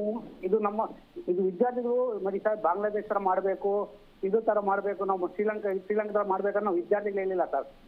ಖಂಡಿತವಾಗಿ ಹೇಳ್ತೀನಿ, ವಿದ್ಯಾರ್ಥಿಗಳಲ್ಲಿ ನಮ್ಮ ದೇಶ, ನಮ್ಮ ಜನಗಳಲ್ಲಿ ಅಷ್ಟ ಭಾವನೆ ಇಲ್ಲ. ನಮ್ಮ ದೇಶ ಮುಂದೆ ತರಬೇಕು ಅನ್ನೋದು. ನೋಡೋಣ ಏನಾಗುತ್ತೆ ಅಂತ. Thank you so much G Kannada ಜೊತೆ ಮಾತನಾಡಿದ್ದಕ್ಕೆ. ಮತ್ತೊಬ್ಬ ಕಾಲರ್ ಇದ್ದಾರೆ. ನಮಸ್ಕಾರ. ನಮಸ್ತೆ ಸರ್. ನಮಸ್ತೆ, ಎಲ್ಲಿಂದ ಕರೆ ಮಾಡ್ತಿದ್ದೀರಾ ಸರ್? ನಮ್ಮ ಮಂಡ್ಯದಿಂದ ಸರ್. ನಿಮ್ಮ ಹೆಸರು? ಕಾರ್ತಿಕ್ ಅಂತ ಸರ್. ಕಾರ್ತಿಕ್, ಹೌದು ಸರ್. ಪ್ರತಿಭಟನೆ ಸರಿ ಇತ್ತಾ? ಕೊನೆಗೂ ಶಿಕ್ಷಣ ಸಚಿವರು ರಾಜೀನಾಮೆ ಕೊಟ್ಟರು. ಇಲ್ಲ ಸರ್, ನಾನು ಪ್ರತಿಭಟನೆ ಬಗ್ಗೆ ನಮ್ದು ವಿರೋಧ ಏನಿಲ್ಲ ಸರ್. ಅವ್ರು ಪ್ರತಿಭಟನೆ ಮಾಡಿದ್ದು ಸರಿ, ಅವರು ಪ್ರಧಾನವರು ರಾಜೀನಾಮೆ ಕೊಟ್ಟದ್ದು ಸರಿ. ಅದೇ ಪ್ರತಿಭಟನೆ ಮಾಡೋ ರೀತಿ ಸರಿ ಇರಲಿಲ್ಲ.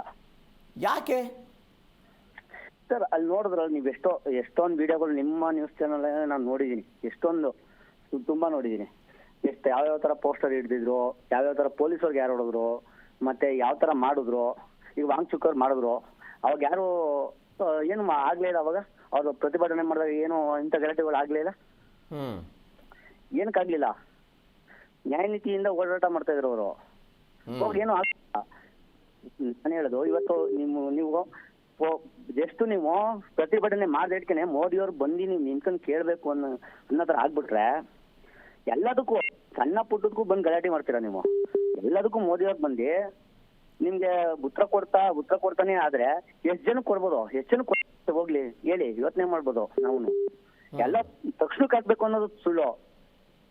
ಈಗ ಅವರು ಪ್ರಧಾನವರು ನಾನು ಹೇಳ್ತೀನಿ, ಸರ್ಕಾರದವ್ರು ನಿಮ್ ಪ್ರಕಾರ ಇನ್ನೊಂದು 10 ಜನ ವಿದ್ಯಾರ್ಥಿಗಳು ಮೃತಪಟ್ಟ ನಂತರ ಮಾತಾಡ್ಬೇಕಾಗಿತ್ತು ಸರ್ಕಾರ ನಿಮ್ ಪ್ರಕಾರ? ಮೃತಪಟ್ಟಿರೋದ್ರ ಬಗ್ಗೆ ನಮಗೂ ಸರ್, ನಾನು ಒಬ್ಬ ವಿದ್ಯಾರ್ಥಿಯಾಗಿ ಅವರು ಮೃತಪಟ್ಟಿರೋದ್ರ ಬಗ್ಗೆ ನಂಗೂ ದುಃಖ ಇದೆ ಸರ್. ಹಂಗಂತ ಆಗೋದಿಲ್ಲ, ಸಾಧ್ಯ ಇಲ್ಲ ಎಲ್ಲರ ಜೊತೆ ಮಾತಾಡಕ್ಕಲ್ಲ ಸರ್. ಹಂಗಂತಲ್ಲ ಸರ್, ಬೇಗ ಅಂತಲ್ಲ ನಾನು ಹೇಳ್ತಿರೋದು. ಅತಿ ತಕ್ಷಣಕ್ಕೆ ಯಾರೇ ಹೇಳಿದ್ರು ಒಬ್ರು ತಕ್ಷಣಕ್ಕೆ ಬಂದು ಮಾತಾಡ್ಬೇಕಾಯ್ತು. ತಕ್ಷಣಕ್ಕೆ ಬಂದು ಅದ್ರ ಬಗ್ಗೆ ಈಗ CBI ತನಿಖೆ ಕೊಟ್ಟಿದ್ರು, ನೀವೇ ಹೇಳ್ತಿದ್ರೆ CBI ಕೊಟ್ಟಿದ್ರು, ಏನು ವರದಿನೇ ಬಂದಿಲ್ಲ. CBI ಏನೋ ಯಾರ್ದು ಏನು ಅಂತ ಗೊತ್ತೇ ಆಗಿಲ್ಲ. ಅದಕ್ಕೆ ಮುಂಚೆ ನೀವು ಇಷ್ಟೊಂದು ಮಾಡಿ ನೀವು ಹೋರಾಟ ಮಾಡೋದು ತಪ್ಪಲ್ಲ ಅಂತ ನನಗೂ ಗೊತ್ತು. ಈಗ 1956ರಲ್ಲಿ ತಮಿಳುನಾಡಲ್ಲಿ ಒಂದು ರೈಲು ದುರಂತ ಆಯ್ತು ಸರ್. ಹೌದು, ಓಕೆ. 140ಕ್ಕೂ ಅಧಿಕ ಜನ ಘಟನೆಯಲ್ಲಿ ಮೃತಪಟ್ಟರು. ಹ್ಞೂ ಸರ್. ಘಟನೆಯಲ್ಲಿ ಮೃತಪಟ್ಟರು ಲಾಲ್ ಬಹದ್ದೂರ್ ಶಾಸ್ತ್ರಿ ಮಂತ್ರಿ, ನಾ ರಾಜೀನಾಮೆ ಕೊಡ್ತೀನಿ ಅಂತ ಜವಾಹರ್ಲಾಲ್ ನೆಹರು ಅವ್ರಿಗೆ ರಾಜೀನಾಮೆ ಪತ್ರ ಕೊಟ್ಟರು. ಅವತ್ತು ಅವರು ವೇಟ್ ಮಾಡಬೇಕಾಗಿತ್ತಲ್ಲ, ವರದಿ ಬರಲಿ, ವರದಿಯಲ್ಲಿ ಯಾರು ತಪ್ಪಿದೆ, ಏನು ತಪ್ಪಿದೆ. ಲಾಲ್ ಬಹದ್ದೂರ್ ಶಾಸ್ತ್ರಿ ಅವರು ಏನಾದ್ರು ಕಾರಣ ಆಗಿದ್ರ ಅವತ್ತು ರೈಲು ದುರಂತ ಆಗೋದಕ್ಕೆ? ನೈತಿಕತೆ ಅನ್ನೋ ಜವಾಬ್ದಾರಿ ಇರುತ್ತಲ್ಲ ಸರ್ ಅಲ್ಲಿ. ಜನ ಮಾತಾಡ್ತಾ ಇರೋದು ನೈತಿಕತೆ ಬಗ್ಗೆ ಮಾತಾಡ್ತಾ ಇದ್ದಾರೆ. ನಿತೀಶ್ ಕುಮಾರ್ ಅವರು ಒಂದು ಪ್ರಕರಣದಲ್ಲಿ ರಾಜೀನಾಮೆ ಕೊಡ್ತಾರೆ. 280 ಜನ 2 ರೈಲು ಡಿಕ್ಕಿ ಹೊಡೆಯುತ್ತೆ. ನಿತೀಶ್ ಕುಮಾರ್ ಏನಾದರೂ ಅವರು ರೈಲ್ವೆ ಪೈಲಟ್ ಆಗಿದ್ರ, ಸಚಿವರಾಗಿದ್ರು, ನೈತಿಕತೆಯ ಕಾರಣಕ್ಕಾಗಿ ರಾಜೀನಾಮೆ ಕೊಟ್ಟರವರು. ವಿದ್ಯಾರ್ಥಿ ಸಮುದಾಯ ಕೇಳ್ತಾ ಇದ್ದಿದ್ದು ನೈತಿಕತೆ ಹೊಣೆ ಹೊತ್ತು ಧರ್ಮೇಂದ್ರ ಪ್ರಧಾನ್ ರಾಜೀನಾಮೆ ಕೊಡ್ಲಿ ಅಂತ ಹೇಳ್ತಿದ್ರು ಅವರು. ಹೌದು ಸರ್, ಇವತ್ತು ಕೊಟ್ಟಿರೋದು ನನಗೂ ಖುಷಿನೇ. ಅದೇ ಅವ್ರು ಮುಂಚೆನೆ ಕೊಡ್ಬೇಕಾಗಿತ್ತು. ನಾನು ಹೇಳ್ತಿದ್ದೀನಿ ಅವ್ರು ಹೊಣೆ ಹೊತ್ತು ಮುಂಚೆ ಕೊಡ್ಬೇಕಾಗಿತ್ತು. ಅವ್ರು ಏನ್ ಹೇಳ್ತಿದ್ದಾರೆ, ಈಗ ಮೋದಿ ಅವ್ರಿಗೆ ಮಸಿ ಬಳ್ದಿದ್ರು, ಮೋದಿ ಅವ್ರಿಗೆ ಇದ್ ಮಾಡಿದ್ರು, ತುಂಬಾ ಆಗಿದೆ. ಎಲ್ಲರಿಗೂ ಅವ್ರು ಇಲ್ಲಿಗೆ ಬಂದು ಅವ್ರು ನಿಂತಿರೋ ಜಾಗಕ್ಕೆ ಬಂದು ಮೋದಿಯವರೇ ಉತ್ತರ ಕೊಡ್ಲಿ, ಮೋದಿಯವರೇ ಇದ್ ಮಾಡ್ಲಿ. ಯಾಕೆಂದ್ರೆ ಸಿಸ್ಟಮ್ ಅಂದ್ರೆ ಈಗ ಮೋದಿ ಅವರು ರಾಜೀನಾಮೆ ಕೊಟ್ಬಿಟ್ಟು ಸಿಸ್ಟಮ್ ಎಲ್ಲ ಸರಿಯಾಗ್ಬಿಡುತ್ತಾ? ಅದೇ ಪ್ರಶ್ನೆಗೆ ಬರ್ತಾ ಇದ್ದೇನೆ ನಾನು. ಈಗ ನಾನು ವಿದ್ಯಾರ್ಥಿಗಳನ್ನ ಕೇಳ್ತೀನಿ, ನನ್ನ ವಿದ್ಯಾರ್ಥಿಗಳನ್ನ ಕೇಳ್ತೀನಿ ನಾನು. ಈಗ ಪ್ರಧಾನರು ರಾಜೀನಾಮೆ ಕೊಟ್ರು, ಇಮಿಡಿಯೇಟ್ ಆಗಿ ಎಲ್ಲ ಸರಿಯಾಗ್ಬಿಡ್ತಾ? ಸರಿ ಆಗ್ಬಿಡುತ್ತಾ? ನಾನೇ ಹೇಳ್ತೀನಿ 1957ರಿಂದಾನೇ ತಗೊಬನ್ನಿ. ಎಷ್ಟೊಂದು ಪೇಪರ್ ಲೀಕ್ ಆಗಿದೆ, ಎಷ್ಟೊಂದಾಗಿದೆ. ಎಷ್ಟು ಜನ ರಾಜೀನಾಮೆ ಕೊಟ್ಟಿದ್ದಾರೆ? ಇವತ್ತು ಹಂಗೆ ಆಗಿದೆ. 2026 ಇವತ್ತು ಎಷ್ಟು ಜನ ರಾಜೀನಾಮೆ ಕೊಟ್ಟಿದ್ದಾರೆ? ಸರಿಯಾಗ್ಬಿಟ್ಟಿದ್ಯಾ ಸರ್? ಅಂಡರ್ ಇಂದ ಬರ್ಬೇಕು ಯಾವತ್ತು. ನನ್ಗೆ ಗೊತ್ತು ಮೋದಿ ಅವ್ರದ್ದು ಇಂಪಾರ್ಟೆಂಟ್ ಇದೆ, ಇಲ್ಲ ಅಂತ ನಾನು ಹೇಳ್ತಾರ. ಅಂಡರ್ ಇಂದಾನೆ ಬರ್ಬೇಕು ಫಸ್ಟ್. ನಾವು ಕರೆಕ್ಟ್ ಆಗಿ ರಾಜೀನಾಮೆ ಸೆಕೆಂಡು, ಆದ್ರೆ ವ್ಯವಸ್ಥೆಗಳು ಸರಿ ಆಗ್ಬೇಕು ಅನ್ನೋ ನಿಮ್ಮ ವಾದ. ಯಾರೇ ಸಚಿವರಿರಲಿ, ಯಾರೇ ಸರ್ಕಾರಗಳಿರಲಿ, ವಿದ್ಯಾರ್ಥಿಗಳಿಗೆ ನ್ಯಾಯ ಸಿಗಬೇಕು, ಪ್ರಶ್ನೆ ಪತ್ರಿಕೆಗಳು ಲೀಕ್ ಆಗಬಾರ್ದು, ಸುಗಮವಾಗಿ ಪರೀಕ್ಷೆಗಳು ನಡಿಬೇಕು. ಅದು ರಾಜ್ಯ ಇರಲಿ, ದೇಶ ಇರಲಿ. ಹೌದು, ನಾನು ಹೇಳೋದು ಇದಕ್ಕೆ ರಾಜಕೀಯ ಏನಕ್ಕೆ ಬಂತು? ವಿದ್ಯಾರ್ಥಿಗಳು ಪ್ರತಿಭಟನೆ ಮಾಡ್ಲಿ, ವಿದ್ಯಾರ್ಥಿಗಳು ಮಾಡ್ಲಿ. ರಾಜಕೀಯ ಬಂತು, ರಾಜಕೀಯ ನಾಯಕರಿಗೆ ಬಂದ್ರು, ಸಿನಿಮಾ ನಟರಿಗೆ ಬಂದ್ರು, ಸಪೋರ್ಟ್ ಮಾಡಿದ್ರು ಸರ್. ಅವರು ಸಪೋರ್ಟ್ ಮಾಡದೆ ಹೋಗಿದ್ರೆ ಏನಾಗ್ತಿತ್ತು ಪರಿಸ್ಥಿತಿ? ಇವತ್ತು ವಿದ್ಯಾರ್ಥಿಗಳಿಗೆ ಯಾರು ಸಪೋರ್ಟ್ ಮಾಡೋದು ಬೇಕಾಗಿಲ್ಲ ಸರ್. ವಿದ್ಯಾರ್ಥಿಗಳ ಒಂದು ಸ್ಟ್ರೆಂತ್ ಸರ್. ನಾಳೆ ಮುಂದಿನ ಭವಿಷ್ಯ. ನಮ್ಗೆ ಯಾರು ಸಪೋರ್ಟ್ ಮಾಡ್ಬೇಕು? ಸೋಷಿಯಲ್ ಮೀಡಿಯಾ ಬೆಳೆದಿದೆ ಸರ್, ಡಿಜಿಟಲ್ ಮೀಡಿಯಾ ಬೆಳೆದಿದೆ ಸರ್. ಓಕೆ, ನಮ್ಗೆ ಯಾರು ಸಪೋರ್ಟ್ ಮಾಡೋ ಅವಶ್ಯಕತೆ ಇಲ್ಲ ಸರ್. ನೋಡೋಣ ಏನಾಗುತ್ತೆ ಅಂತ. ಏನಕ್ಕೆ ರಾಜಕೀಯ ಬಂತು ಇಲ್ಲಿ? Yes, thank you so much Shrikaran ಜೊತೆ ಮಾತನಾಡಿದ್ದಕ್ಕೆ.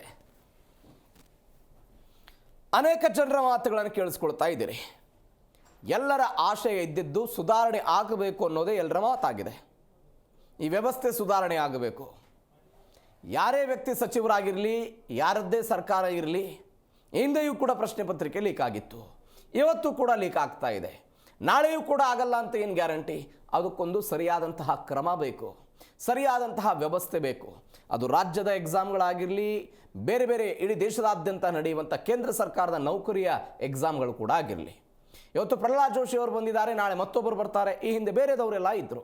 ಅವತ್ತಾಗಿರಲಿಲ್ವಾ? ಅವತ್ತು ಕೂಡ ಆಗಿತ್ತು. ಇದೇ ರೀತಿಯಾದಂತಹ ಪ್ರಕರಣಗಳು ಮತ್ತೊಮ್ಮೆ ಮರುಕಳಿಸಬಾರದು ಅನ್ನೋದು ಎಲ್ಲರ ಆಗ್ರಹ ಆಗಿದೆ. ಹೀಗಾಗಿ ಸರ್ಕಾರ ಏನು ಮಾಡುತ್ತೆ ಈ ವಿಚಾರದಲ್ಲಿ ಅನ್ನೋದು ಸದ್ಯಕ್ಕಿರುವಂಥ ದೊಡ್ಡ ಪ್ರಶ್ನೆ. ಅಂದರೆ ರಾಜಕೀಯವಾಗಿ ಇದು ಹೆಂಗೆ ಎಫೆಕ್ಟ್ ಆಗುತ್ತೆ ಅನ್ನೋದು ಸದ್ಯಕ್ಕಿರುವಂತಹ ಕುತೂಹಲ. ನೀವು ಅವಾಗಲೇ ನಮ್ಮ ಸ್ಕ್ರೀನ್ ಮೇಲೆ ನರೇಂದ್ರ ಮೋದಿಯವರು ಒಂದು ಸೆಲ್ಫಿ ವಿಡಿಯೋ ನೋಡ್ತಾ ಇದ್ರಿ. ಯಾವ ವಿದ್ಯಾರ್ಥಿ ಸಮುದಾಯ, ಯುವ ಪಡೆ ಸರ್ಕಾರದ ವಿರುದ್ಧ ಪ್ರತಿಭಟನೆ ಮಾಡಿದೆಯೋ ಅವರನ್ನು ತಮ್ಮ ತೆಕ್ಕೆಗೆ ತೆಗೆದುಕೊಳ್ಳಬೇಕು ಅನ್ನುವ ಕಾರಣಕ್ಕಾಗಿ ನರೇಂದ್ರ ಮೋದಿಯವರು ಸೆಲ್ಫಿ ವಿಡಿಯೋ ಮಾಡಿದ್ದಾರೆ ಅಂತ ರಾಜಕೀಯ ವಿಶ್ಲೇಷಣೆ ಆಗ್ತಾ ಇದೆ. ನೀವು ನೋಡಿ, ಪ್ರಧಾನಿ ನರೇಂದ್ರ ಮೋದಿ ದೇಶವನ್ನು ಉದ್ದೇಶಿಸಿ ಯಾವಾಗ ಮಾತಾಡ್ತಾ ಇದ್ರು? ಸಂಜೆ 6:30-7 ಗಂಟೆಗೆಲ್ಲ ಮಾತಾಡ್ತಾ ಇದ್ರು. ಅದಕ್ಕೊಂದು ಸೆಟಪ್ ಇರ್ತಿತ್ತು. ಆ ಸೆಟಪ್ನ ಮುಂದೆ ಪ್ರಧಾನಿಯವರು ಬಂದು ಎಲ್ಲ ಒಂದೊಂದು ರೆಕಾರ್ಡ್ ಆಗಿರ್ತಿತ್ತು. ಅದನ್ನೆಲ್ಲ ಮಾತನಾಡ್ತಾ ಇದ್ರು. ಏನು ಸಂದೇಶ ಕೊಡಬೇಕಾಗಿತ್ತು ಕೊಡ್ತಾ ಇದ್ರು. ಆದರೆ ಮೊನ್ನೆ ಆದಂತಹ ಪ್ರಕರಣ ಸರಿಯಾಗಿ ರಾತ್ರಿ 11:52 ಅದು ವಿಡಿಯೋ ಬಂತು. ರಾತ್ರಿ 11 ಗಂಟೆ ಮೇಲೆ ಬಂತು ವಿಡಿಯೋ. ಇದಕ್ಕೊಂದು ವಿಶ್ಲೇಷಣೆ ಏನು ಶುರುವಾಯಿತು? ನರೇಂದ್ರ ಮೋದಿಯವರು ಯುವಕರನ್ನು ಟಾರ್ಗೆಟ್ ಮಾಡ್ತಾ ಇದ್ದಾರೆ. ಅಂದರೆ ರಾತ್ರಿ ಹೊತ್ತಿನ ಸಮಯದಲ್ಲಿ ಯುವಕರು ಹೆಚ್ಚು ಮೊಬೈಲ್ ಬಳಕೆ ಮಾಡ್ತಾ ಇದ್ರು. ಅವರು ಯಾವುದೇ ಕಾರಣಕ್ಕಾಗಿಯೂ ಕೂಡ ಬಿಜೆಪಿಯಿಂದ ದೂರ ಆಗಬಾರ್ದು ಅನ್ನೋ ಕಾರಣಕ್ಕಾಗಿ ಒಂದು ಪ್ರಯತ್ನವನ್ನು ಮಾಡ್ತಿದ್ದಾರೆ ಅಂತ ಇಂಥದ್ದೊಂದು ಚರ್ಚೆ ಆಗ್ತಾ ಇದೆ.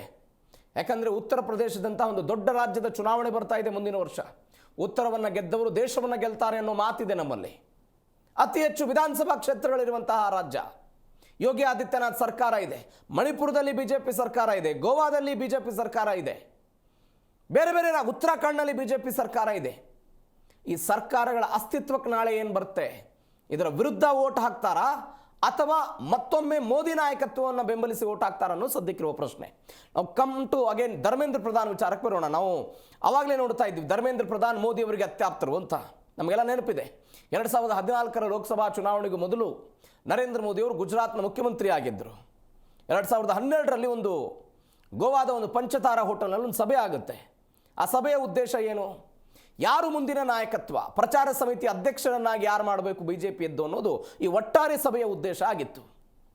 ಆ ಸಭೆಗೆ LK ಅಡ್ವಾಣಿಯವರು ಅವತ್ತು ರಾಜನಾಥ್ ಸಿಂಗ್ ಅವರು ಹೇಳ್ತಾರೆ, ರಾಜನಾಥ್ ಸಿಂಗ್ ಅವತ್ತು ಬಿಜೆಪಿ ರಾಷ್ಟ್ರೀಯ ಅಧ್ಯಕ್ಷರಾಗಿದ್ದರು. LK ಅಡ್ವಾಣಿ ಅವರು ಹೇಳ್ತಾರೆ, ನರೇಂದ್ರ ಮೋದಿ ಅವರನ್ನೇನಾದರೂ ನೀವು ರಾಷ್ಟ್ರೀಯ ಪ್ರಚಾರ ಸಮಿತಿ ಅಧ್ಯಕ್ಷರನ್ನಾಗಿ ನೇಮಕ ಮಾಡೋದಾದರೆ ನಾನು ಆ ಸಭೆಗೆ ಬರೋದಿಲ್ಲ ಅಂತ. ಯಾರು ಹೇಳಿರೋದು?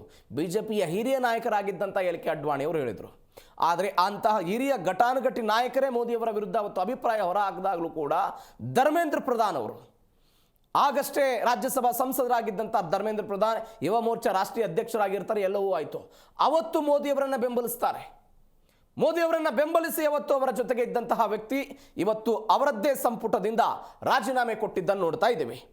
ಆ ಮುಖಾಂತರ ನರೇಂದ್ರ ಮೋದಿ ಅವರ ಸರ್ಕಾರಕ್ಕೆ ಒಂದು ದೊಡ್ಡ ಹಿನ್ನಡೆ ಆಗಿದೆ ಎನ್ನುವಂಥ ವಿಶ್ಲೇಷಣೆಗಳು ಬರ್ತಾ ಇದೆ.